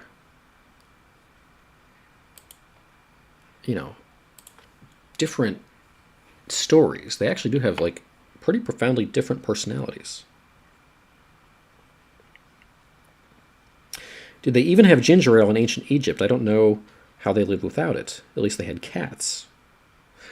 I assume they probably did not have ginger ale. I don't know. I mean, I assume you just drink water. Probably a lot of wine, actually. I've had, basically an equivalent of some of the, the wine that they would have drank in ancient Greece. They've been able to sort of recreate what they think they would have actually created in ancient Greece. And it's not very good. It's sort of like if you drink old moonshine. Like a couple of years ago, it was the Evan Williams Distillery in Louisville, and they had like a concoction that they basically said was the equivalent of like the very original version of like bourbon that they would have consumed, back during like the settling of the city of Louisville, and it is awful. But we kind of take for granted these days that the alcohol we have to drink at our disposal tends to be better than the alcohol they had back in those days. I assume they did not have ginger ale, nor did they have Coca-Cola or a lot of other modern drinks. The Romans would drink vinegar and water. That doesn't sound very good, because the Romans did a lot of weird things. We're going to talk a little bit about the Romans as we get through this, because, again, we've made it to like about 1500 BC.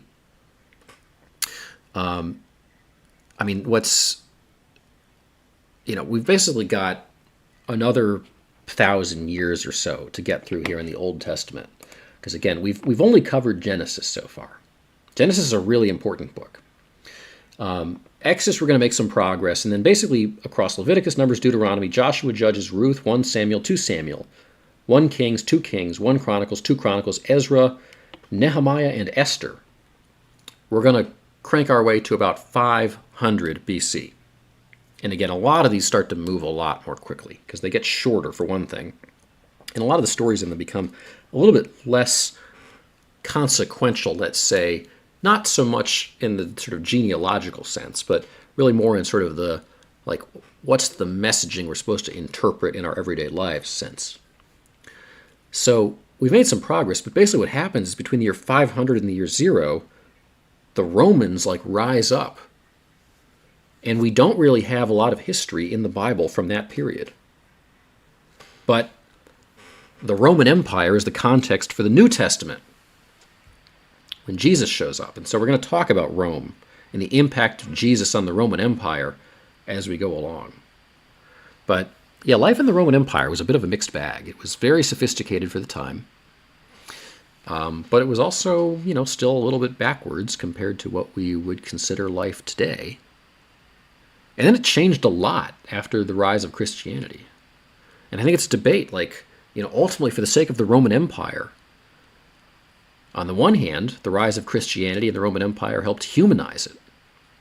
On the other hand, the rise of Christianity and the Roman Empire coincided with the downfall of the empire, and maybe the loss, perhaps, of some of the ruthlessness that allowed the empire to be successful during its heyday. So we'll talk about whether Christianity and its rise in the Roman Empire was really a good thing from the standpoint of the trajectory of the empire itself.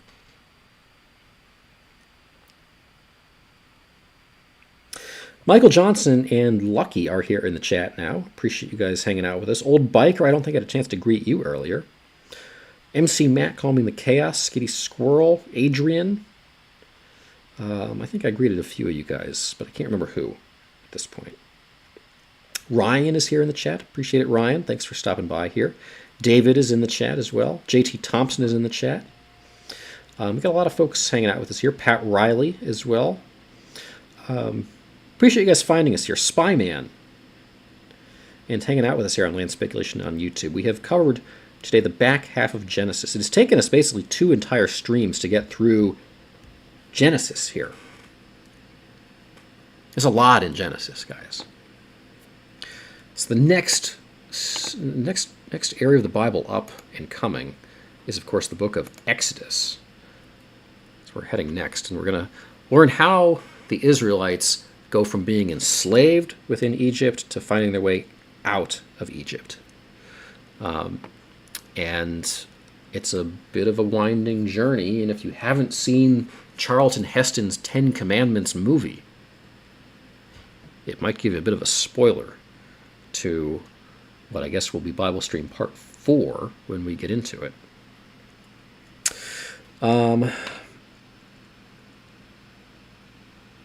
Ancient beer was more like porridge with alcohol. Yeah, I mean, you kind of don't think about it a lot when you're drinking beer, but it is basically just like liquid grain.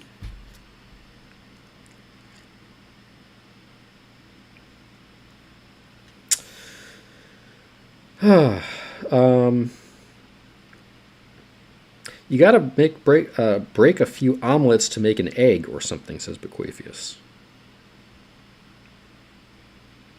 I mean, such could be surmised as a bit of a summary of the book of Genesis here. There's a lot of figuring it out.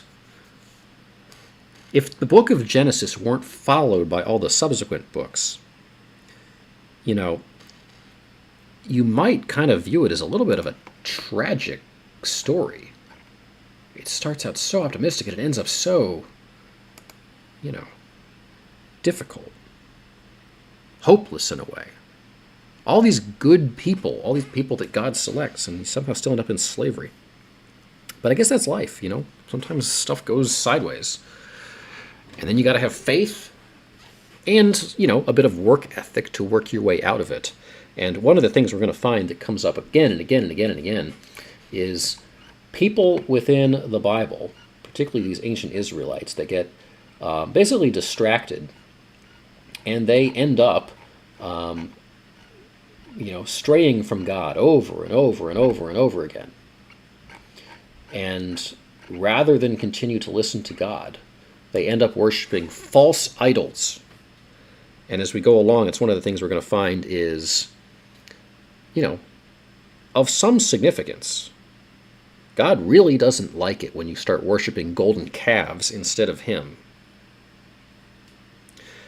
People straying from the righteous path becomes a huge theme across the entire Bible.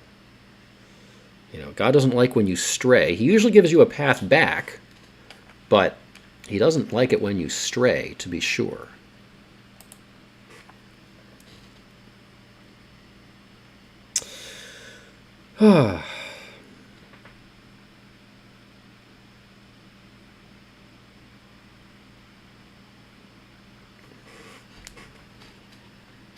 All right, guys, I'm going to pause here on Land Speculation. We're going to do a little bit. I'm going to pick another interlude from one of our moderators. I'm not sure which one it's going to be, but we'll pick one at random here, and we'll see who we get. I already said hi to each of you individually, but hi, chat. The best way for you to tell Land hi, besides typing it in the chat, is to yell hi while you hit the like button. If you want Land to whisper sweet hi back to you when he goes live, hit the subscribe. Want him to yell hi when he starts to live stream? Hit the bell. Do you think I said hi enough times? I want them to know it's really me, Jeanette, the mod in the chat.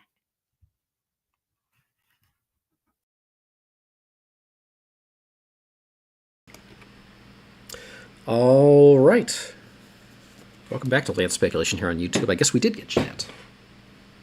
You know, sometimes you get what you seek. Anyway, as always, we certainly appreciate the input of all of our moderators. What do you think, guys? Should we dig into a little bit of the Book of Exodus?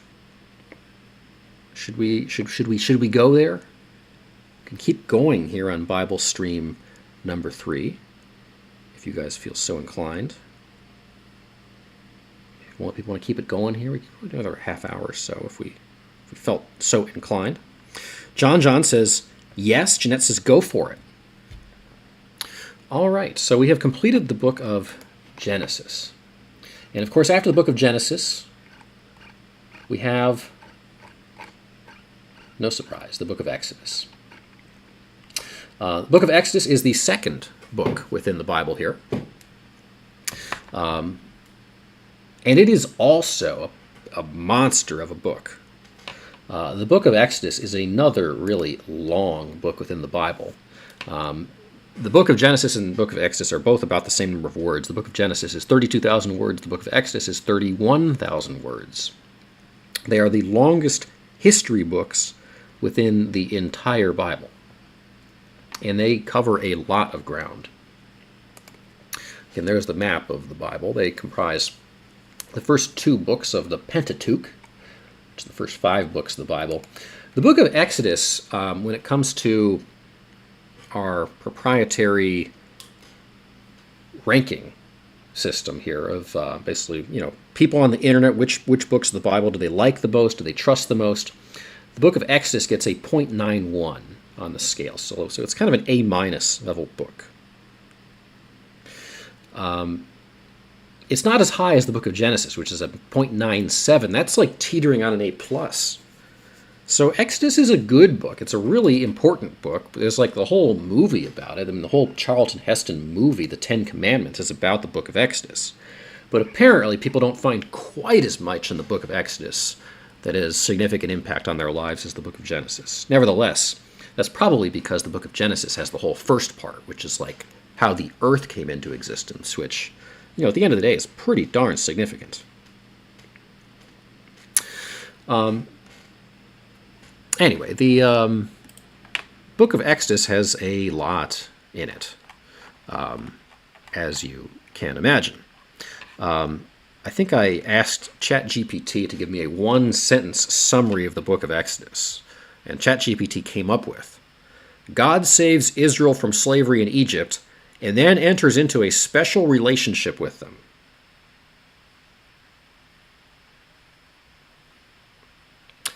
I don't know if that's like marriage. Special relationship with the Israelites, which is true. The book of Exodus uniquely showcases God's covenantal faithfulness by delivering the Israelites from Egypt, establishing them as his chosen people, and providing the foundation for Mosaic law. Exodus marks a foundational moment in biblical history, demonstrating God's direct intervention in fulfilling his promises and solidifying Israel's identity as a nation under his guidance. So, again, as we ended the book of Genesis, the Israelites had basically gone from being told they were going to be this great nation to ending up through this whole sort of winding series of, brother versus brother things, to being enslaved in ancient Egypt. And it was like not a good place really to leave off. This is, again, the end of the book of Genesis. So the book of Exodus begins with the Israelites enslaved here in Egypt. And this sort of back and forth that happened all kind of through the book of Genesis between Canaan and Egypt has now left them again here over in Egypt. And there's the picture of Charlton Heston. Moses. There he is again. Okay, but we got to start here at the beginning.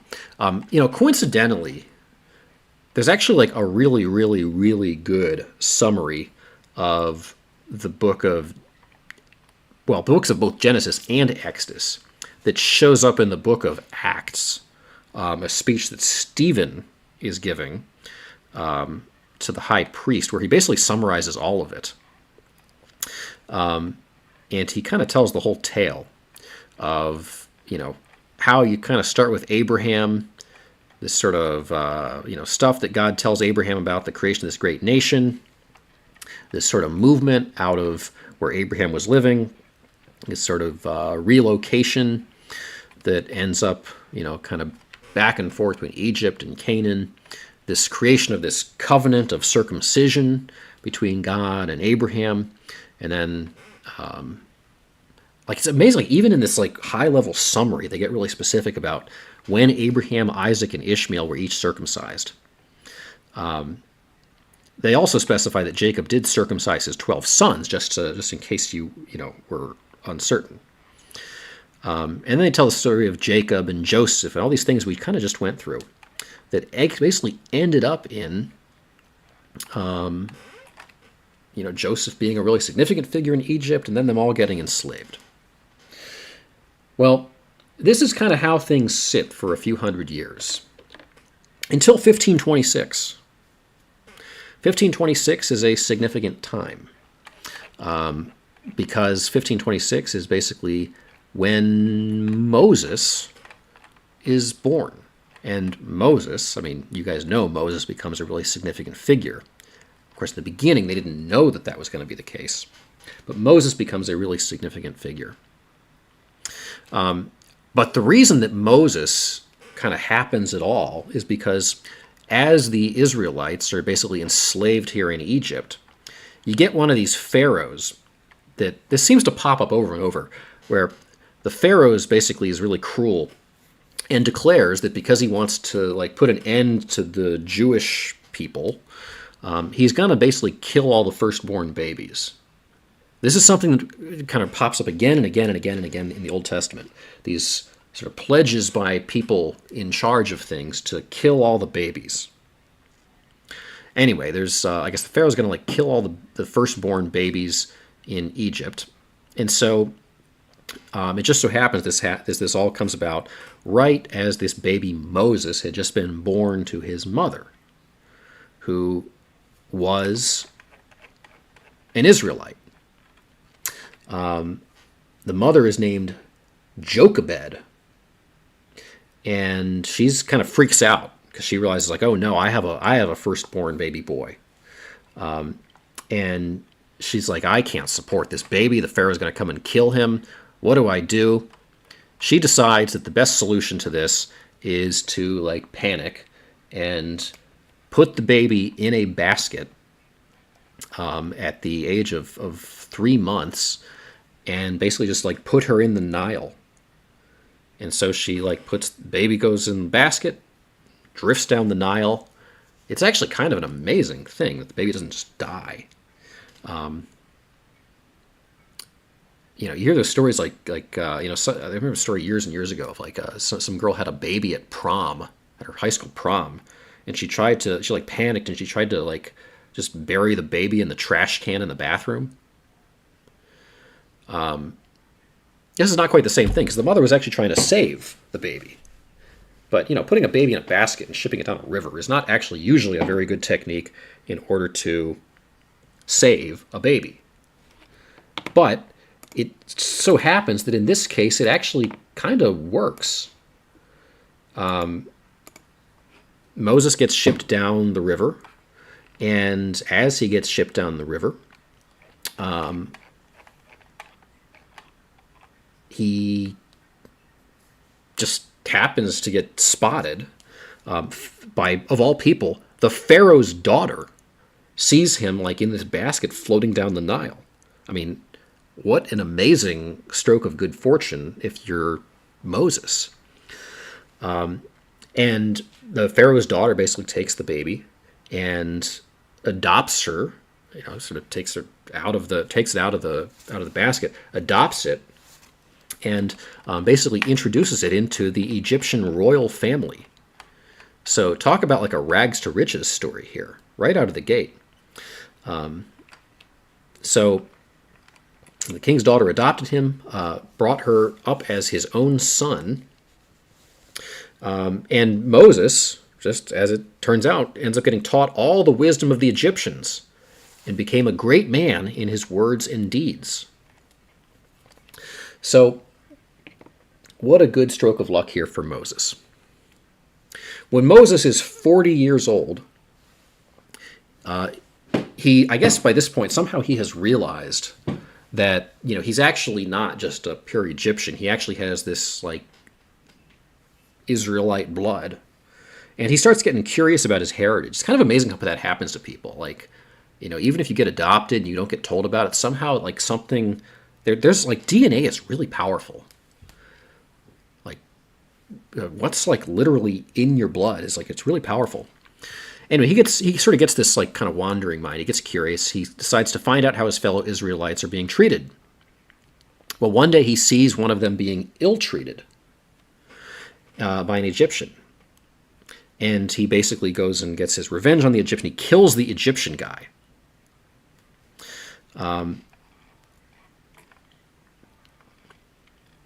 Somehow he I don't know, he has some sort of like vision. He already sort of sees himself as being a really important figure. He also sees a couple of Israelites fighting. He tries to make peace with them. He basically asks them, like, why are you fighting like this? But the fighting guys, like, push Moses aside, and they said, who made you ruler and judge over us? Do you want to kill me just as you killed that Egyptian yesterday? So, like, no good deed goes unpunished here for Moses. Like, he kills the Egyptian who was hurting an Israelite, but now, like, the Israelites are afraid of him because they think he's going to kill them too. Anyway, Moses, like, he sort of has, in a couple days here, thrown his life away. So, although for 40 years he'd been basically raised to be like a prominent person in Egypt, he ends up having to like flee Egypt here suddenly at age 40. And he goes to live in the land of Midian, where randomly he has 2 sons. So I don't know. There must be more to this story, what happens in Midian. But he ends up having 2 sons outside of Egypt. So again, this kind of like back and forth between Egypt, not Egypt, Egypt, not Egypt, continues here. Moses is now out of Egypt. However, God has more in store here for Moses, because now, like, the Israelites are in Egypt, Moses is out of Egypt, and this is where God kind of intervenes. So 40 years have passed now. Moses is just kind of like out here in the desert, and this is where Moses stumbles into the burning bush. An angel appears to Moses in the flames of a burning bush near Mount Sinai. Moses obviously is amazed by what he saw. It's just a perpetually burning bush. And as he looks at the burning bush, he hears the Lord's voice.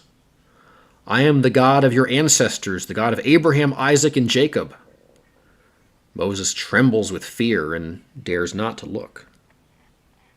The Lord says to him, take your sandals off. Yeah, get comfortable. For the place where you are standing is holy ground. I have seen the cruel suffering of my people in Egypt. I have heard their groans. I have come down to set them free. Come now, I will send you back to Egypt from whence you came.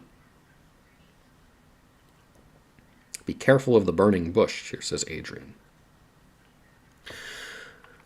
So, Moses was like, he was rejected by his people of Israel, but God basically is sort of trying to give Moses like new faith here. He basically says, like, Moses, I know you ran away because you didn't like how your people were treating you, but I need you. I need you to go back. And so Moses is like, okay, God, I got the picture. I'm going to cross back into Egypt, and I'm going to try to get it all together here. So again, the geographic back and forth continues here. Back and forth, back and forth. So this basically is where Moses ends up going back into Egypt, and so sort of initiates this sequence of events that become the foundation of this sort of epic tale of the Israelites being ultimately led out of Egypt. But it is not a simple path. Moses eventually performs miracles and wonders in Egypt and at the Red Sea for 40 years in the desert. Moses basically goes back and he tells the people of Israel, God will send you a prophet, just as he sent me, and it will be one of your own people. He is the one who was with the people of Israel assembled in the desert. He was there with our ancestors and with the angels who spoke to him on Mount Sinai, and he received God's living messages to pass to us. But our ancestors refused to obey God. They pushed him aside and wished that he could go back to Egypt. Anyway, this kind of goes on. And, Moses he goes back and he tries to, like, convince the people of Israel that, like, they should start to kind of pay attention to him. And eventually they kind of start to do that. And Moses starts kind of working on behalf of the people of Israel here. Now, Moses is kind of an important figure to do this because he's kind of got, like, a bit of Pharaoh's ear here. Of course, he was sort of raised in royal blood, and, he has access to the people in power. It always helps. So this is basically where Moses he looks out. He sees, like, basically the people of Israel are still being enslaved by the Pharaoh. And now that he's, like, inspired by God, he starts to try to, like, push on Pharaoh a little bit here. It's like, why are you enslaving my people? Like, these are people that share my blood. I mean, you more or less like me. Why are you enslaving them? And Pharaoh's like, well, we need the labor. We got to build these big pyramids and such. And and Moses is like, well, that's not good enough. That's just not good enough. And God basically, Moses and God are talking kind of off on the side here, and God's telling Moses, like, you got to convince Pharaoh to let my people go. So Moses and God hatched this plan in order to demonstrate God's power and compel Pharaoh to release the Israelites from slavery in Egypt. They're going to sort of unleash God's power here. So Moses goes to Pharaoh and he warns him,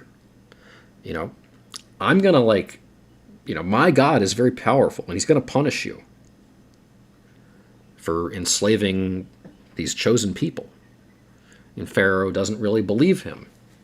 And so initiates the saga of the 10 plagues. And this becomes like a big chunk of the book of Exodus. The disasters start to strike Egypt one after another, as God basically is trying to convince Pharaoh to let the people go. So the Lord says to Moses, the king is very stubborn, refuses to let the people go. So go and meet him in the morning, and when he goes down to the Nile, take with you the stick that was turned into a snake and wait for him off the bank of the river. Then say to the king, the Lord, the God of the Hebrews, sent me to tell you to let his people go, so that they can worship him in the desert. But until now you have not listened. Now, your majesty, the Lord, says that you will find out who he is, by what he is going to do. Look, I'm going to strike the surface of the river with this stick, and the water will be turned into blood. The fish will die, and the river will stink so much that the Egyptians will not be able to drink from it. The Lord said to Moses, tell Aaron to take his stick and hold it out over the rivers, canals, and pools in Egypt. The water will become blood, and all over the land there will be blood, even in the wooden tubs and the stone jars. Then Moses and Aaron did as the Lord commanded. In the presence of the king and his officers, Aaron raised his stick and struck the surface of the river, and all the water in it was turned to blood. The fish in the river died, and it smelt so bad that the Egyptians could not drink from it. There was blood everywhere in Egypt. Then the king's magicians did the same thing by means of their magic, and the king was as stubborn as ever. Just as the Lord had said, the king refused to listen to Moses and to Aaron. Instead, he turned and went back to his palace without paying any attention even to this. All the Egyptians dug along the banks of the river for drinking water because they were not able to drink the water from the river itself. 7 days passed after the Lord struck the river. So, this is kind of how this starts. The first plague Moses initiates on the Egyptians, trying to convince Pharaoh to let the people go. He turned the river into blood.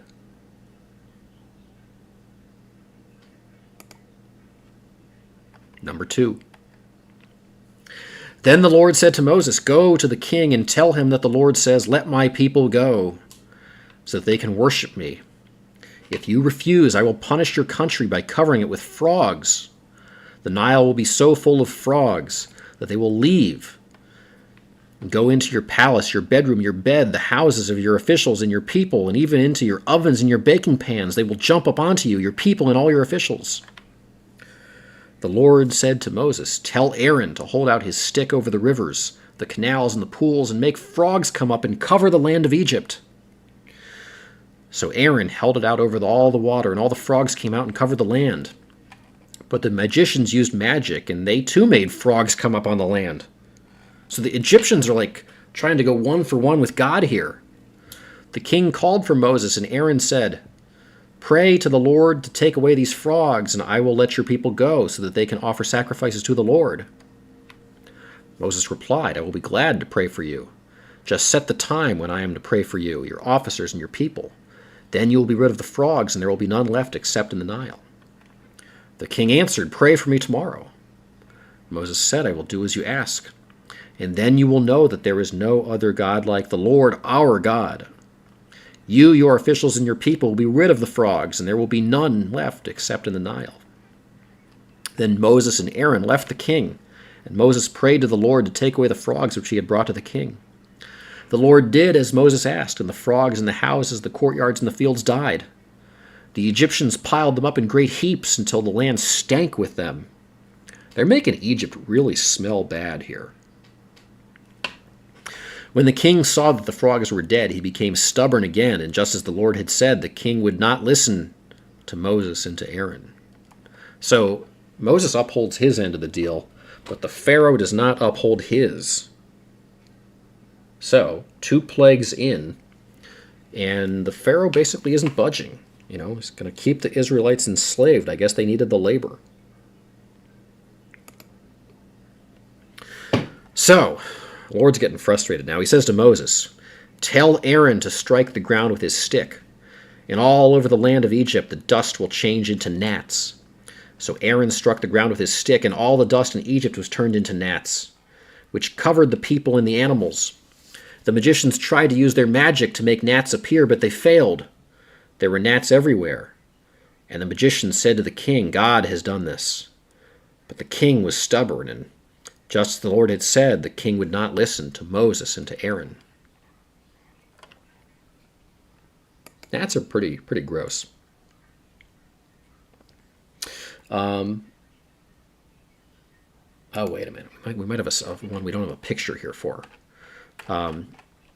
Okay, then we get the fly. These like gnats and flies back to back here.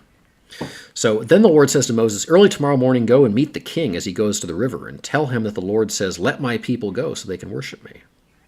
I warn you that if you refuse, I will punish you by sending flies on you.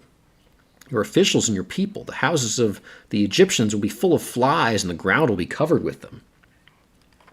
But I will spare the region of Goshen, where my people live, so that there will be no flies there. I will do this so that you will know that I, the Lord, am at work in this land. I will make a distinction between my people and your people. This miracle will take place tomorrow." The Lord sent great swarms of flies into the king's palace and the houses of his officials. The whole land of Egypt was brought to ruin by the flies. The king then called to Moses and Aaron and said, "Go and offer sacrifices to your God here in the country." "It would not be right to do that," Moses answered, "because the Egyptians would be offended by our sacrificing the animals that we offer to the Lord our God. If we use these animals and offend the Egyptians by sacrificing them where they can see us, they will stone us to death." There's a lot of stonings back in those days. "We must travel 3 days into the desert to offer sacrifices to the Lord our God, just as he commanded us." The king said, "I will let you go to sacrifice the Lord your God in the desert. If you do not go very far, pray for me." Moses answered, "As soon as I leave, I will pray to the Lord that tomorrow the flies will leave you, your officials and your people. But you must not deceive us again and prevent the people from going to sacrifice to the Lord." Moses left the king and prayed to the Lord, and the Lord did as Moses asked. The flies left the king, his officials, and his people. Not one fly remained. But even this time the king became stubborn, and again he would not let the people go.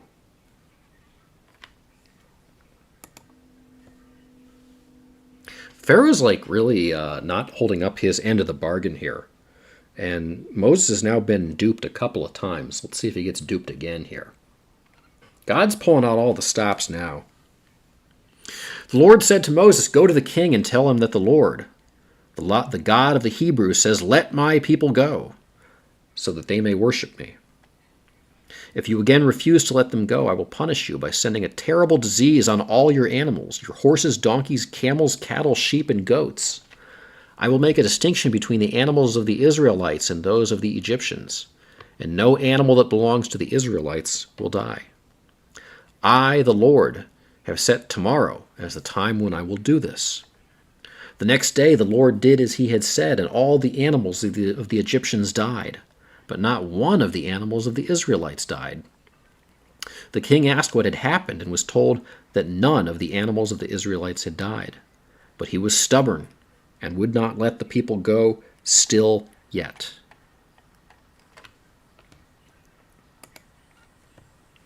Then the Lord said to Moses and to Aaron, "Take a few handfuls of ashes from a furnace. Moses shall throw them into the air in front of the king. They will spread out like fine dust over all the land of Egypt. And everywhere they will produce boils that become open sores on the people and the animals." So they got some ashes and they stood before the king. Moses threw them into the air, and they produced boils that became open sores on the people and the animals. The magicians were not able to appear before Moses because they were covered with boils themselves like all the other Egyptians. But the Lord God made the king stubborn, and just as the Lord had said, the king would not listen to Moses or to Aaron. The Lord said to Moses, "Early tomorrow morning, meet with the king and tell him that the Lord, the God of the Hebrews, says, 'Let my people go, so that they may worship me.' This time I will punish not only your officials and your people, but I will punish you as well, so that you may know that there is no one like me in all the world. If I had raised my hand to strike you and your people with disease, you would have completely destroyed, or you would have been completely destroyed.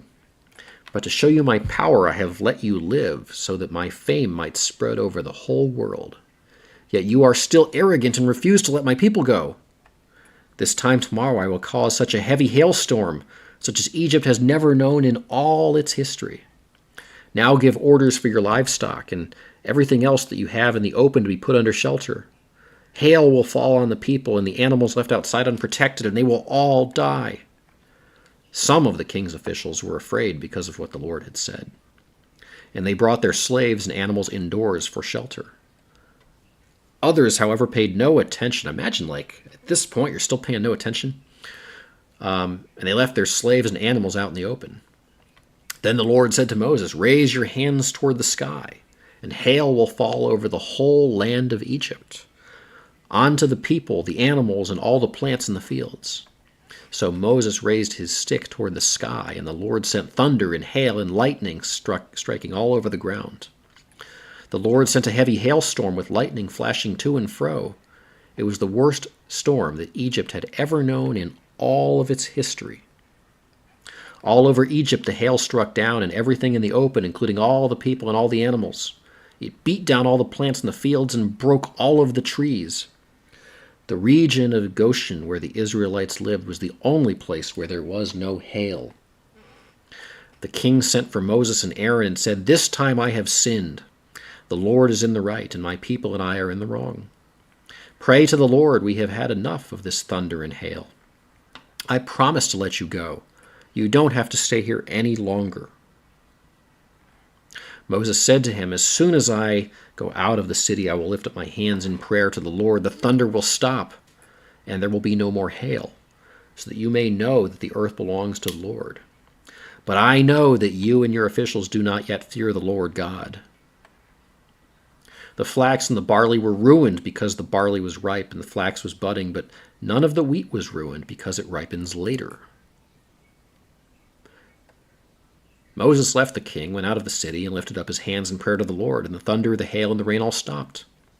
When the king saw what had happened, he sinned again. This king just does not learn. He and his officials remained as stubborn as ever, and just as the Lord had foretold through Moses, the king would not let the Israelites go.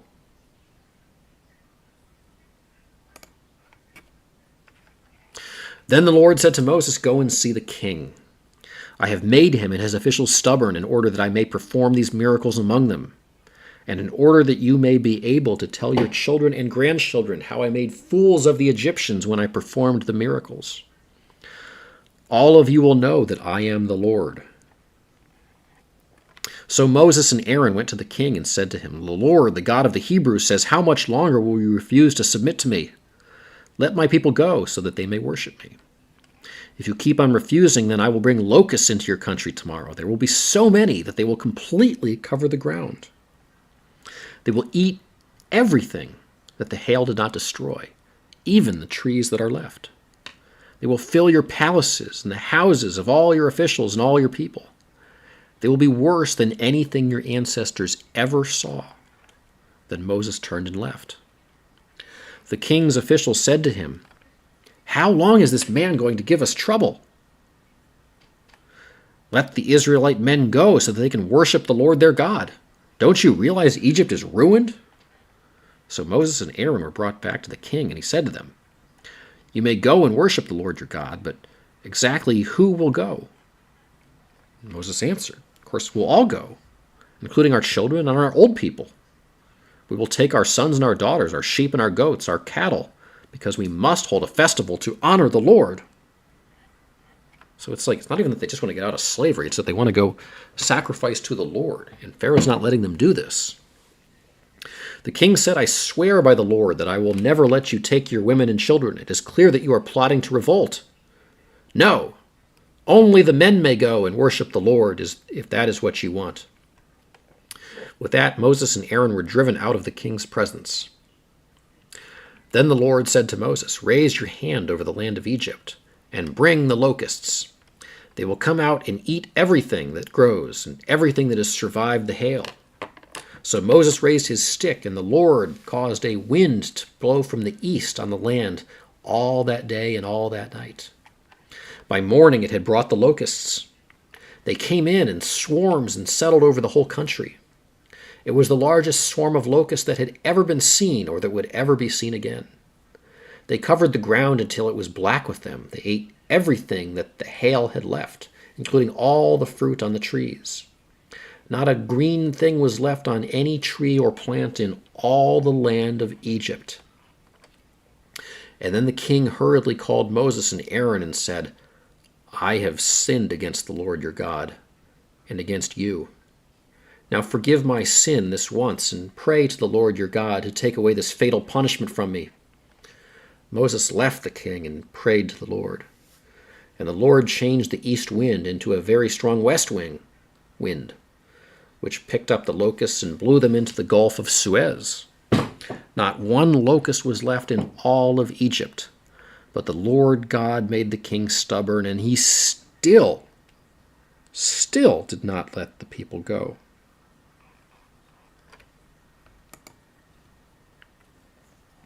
The Lord then said to Moses, raise your hands toward the sky, and a darkness thick enough to be felt will cover the land of Egypt.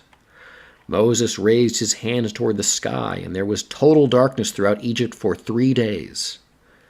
The Egyptians could not see each other, and no one left his house during that time. But the Israelites had light where they were. That's pretty crazy. The Israelites had light. The Egyptians had darkness. The king called Moses and said, you may go and worship the Lord. Even your women and children may go with you. But your sheep, your goats, and your cattle must stay here. The Pharaoh's like bickering over sheep and cattle now. Moses answered, then you would have to provide us with the animals for sacrifices and burnt offerings to offer the Lord your God. No, we will take our animals with us. Not one will be left behind. We ourselves must select the animals with which to worship the Lord our God. And until we get there, we will not know what animals to sacrifice to him. The Lord made the king stubborn, and he would not let them go. He said to Moses, get out of my sight. Don't ever let me see you again. On the day I do, you will die. You are right, Moses answered. You will never see me again. At this point, this is becoming quite a depressing situation for the Israelites, because 9 plagues have been enacted in which God has basically aligned with the Israelites and Moses. The Israelites are being good. They're like, they just want to get out of Egypt. They want to stop being slaves, and they want to go worship the Lord and sacrifice to him. But 9 plagues in, the Lord God has unleashed everything on the Egyptians. And every time, it seems, Pharaoh says, okay, I get it. I'll obey. You can go.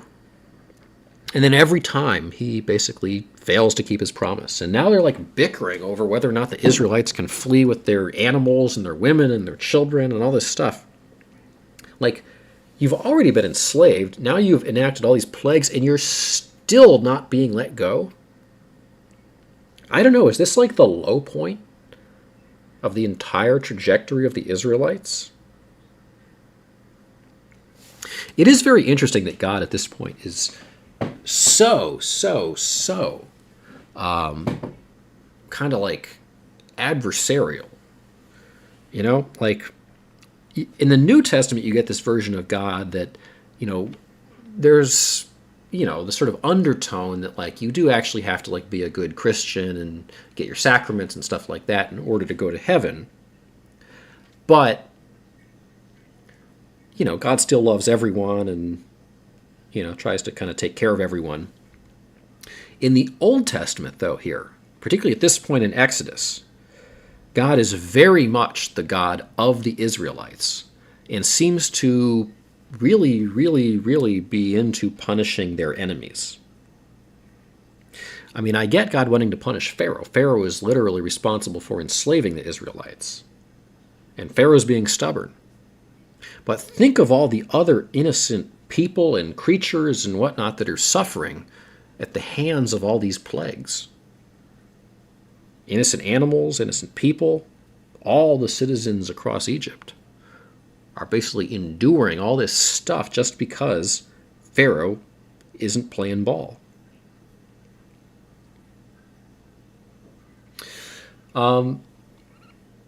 This is kind of a turning point.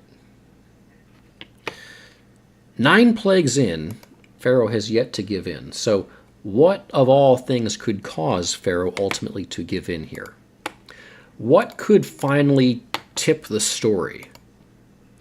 I mean, you guys know we have 15 books left, essentially, here in the histories of the Old Testament to tell the story of the upward trajectory of the people of Israel out of Egypt into Canaan.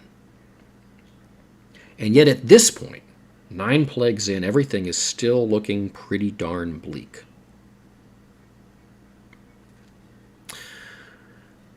When we come back on part 4 of the Bible Stream series, we're going to get to that 10th plague, because the 10th plague becomes one of the most significant events in the entire Bible.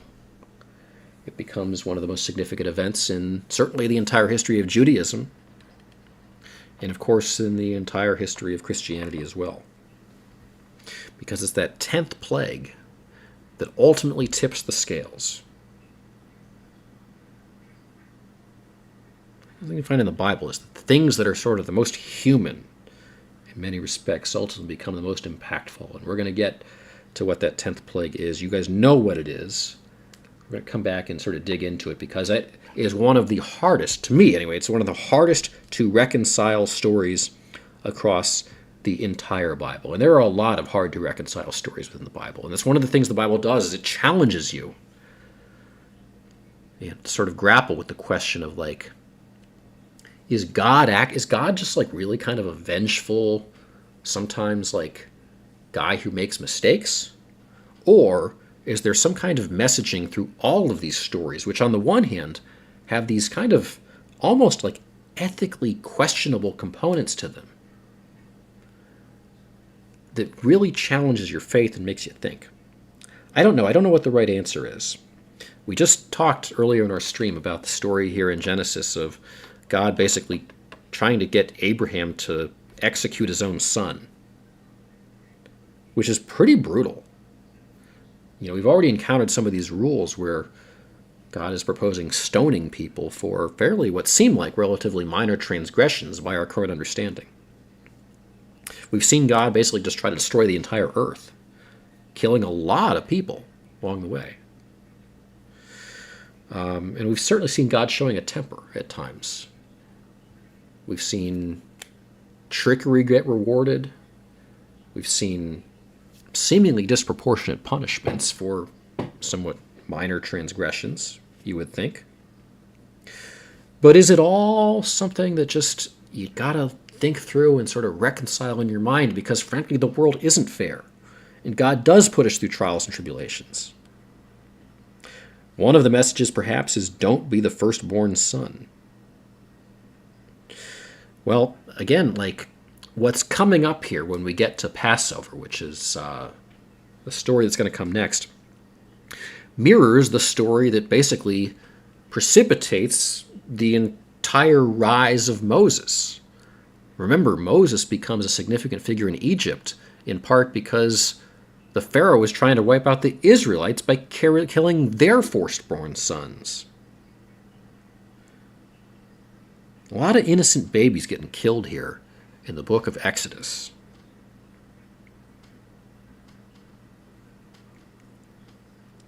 We consider transgressions minor because we don't understand holiness, says James Dean.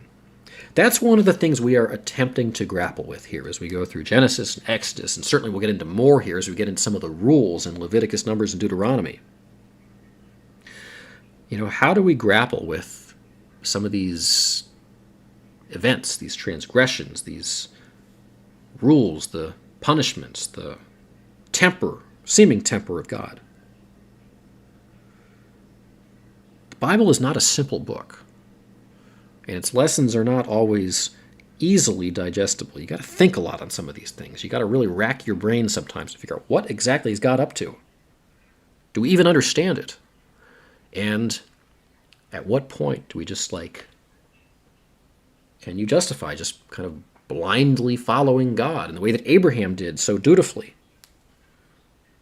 even when it feels like it doesn't really make sense?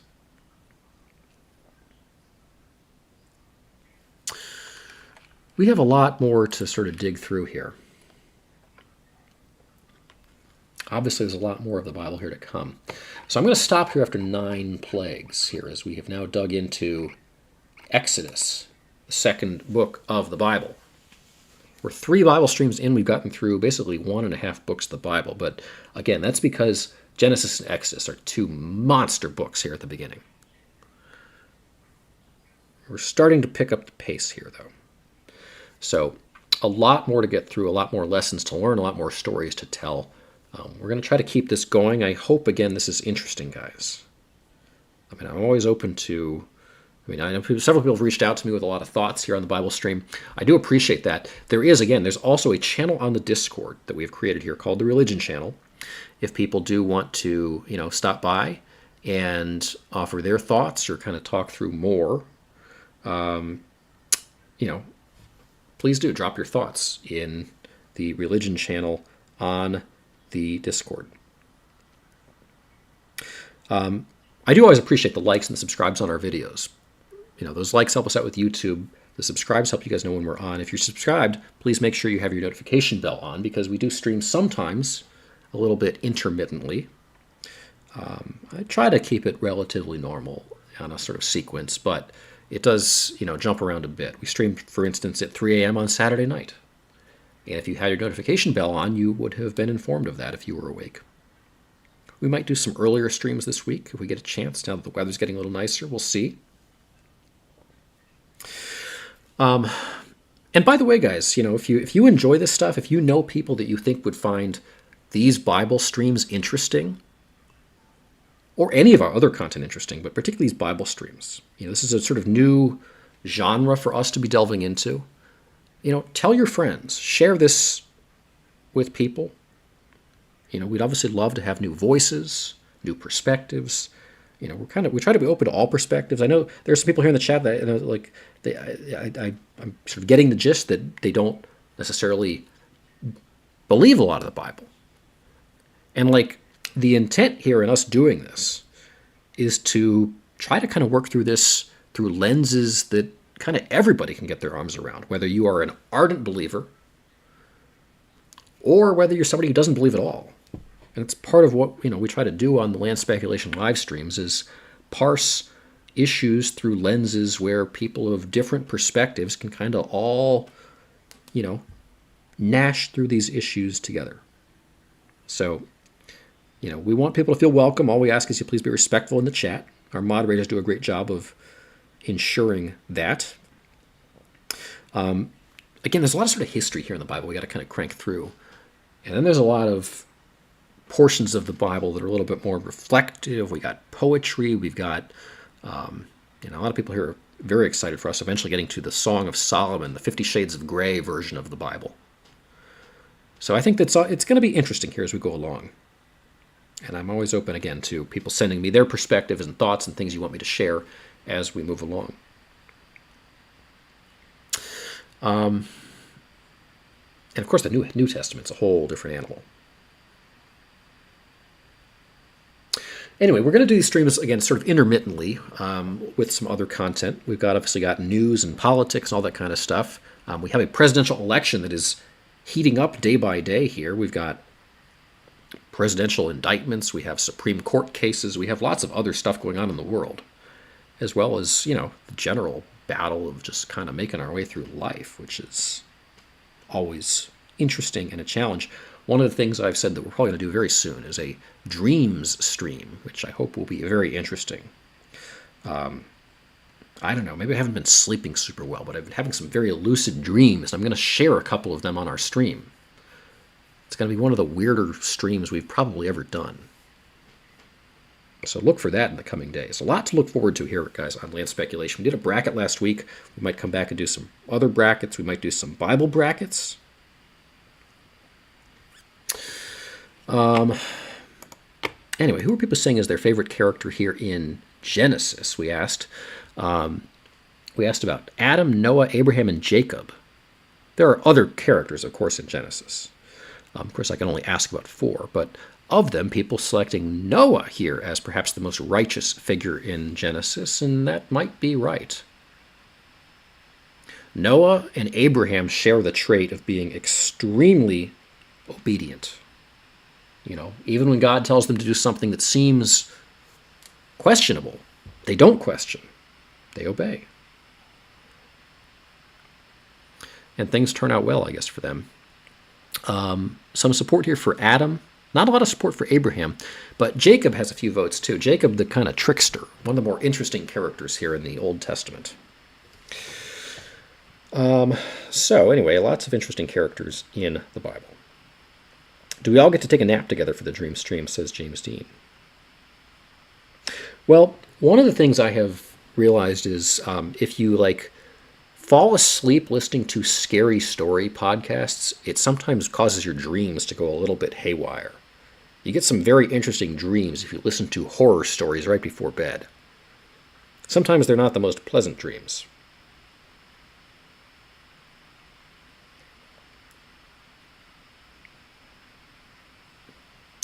I think it said that James Dean was our winner here tonight, so congratulations to James Dean. Excellent work. Very good job winning the stream tonight. Fall asleep with a playlist of airplane crashes. There have been times in my life where I listened to entire playlists of documentaries about airplane crashes. And that was, I don't know what I was doing. We haven't had a lot of major airline crashes in the United States in the last decade plus. Hopefully that continues. I actually have the weird phenomenon. I know somebody, well, I knew them, and I still know the daughter of somebody that died in a commercial airline crash. I'm curious if anybody else has that phenomenon. Has anybody else met somebody that died or knows somebody that died, knows personally somebody that died in a commercial airline crash? It's been a long time since the U.S. has had a commercial airline crash.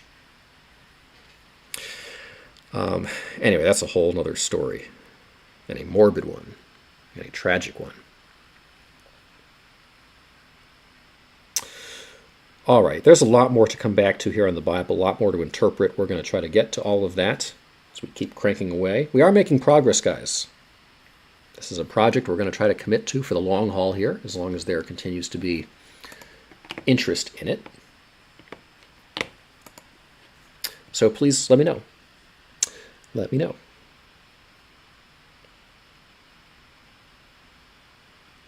Yeah, stay tuned for the dream stream, guys. Coming up sometime soon.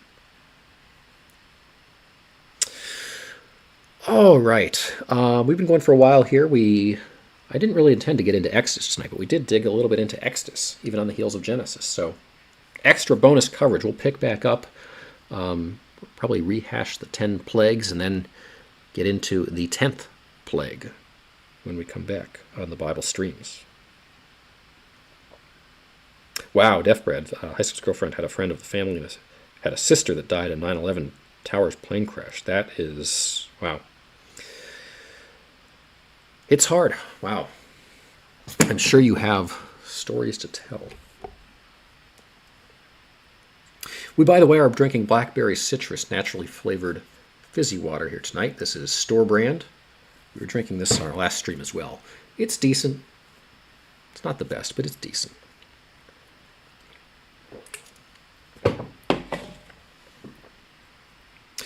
All right, guys. I got stuff I got to do here tonight yet. So I appreciate you guys hanging out with us. Thanks for sticking with us on a longer than usual stream. Look for us later this week. We'll be back. Don't be strangers. Please do drop a like, by the way, on the video if you have not. Those likes help us out with YouTube. The subscribes help you guys know when we're on, all that stuff. Join our Discord. Contribute to our Duck Fund if you haven't sent a donation to our Duck Fund. We do appreciate that. And please thank our mods along the way here, because they do a fantastic job and put a lot of dedication into this channel. We really appreciate the work of Jeanette Quiet Castle, Bequeathius, and of course Moniker when he's on as well. All right, guys. Don't be strangers. Thanks so much. This is Land. That ain't just speculation. And for now, I hope you guys all have a good night.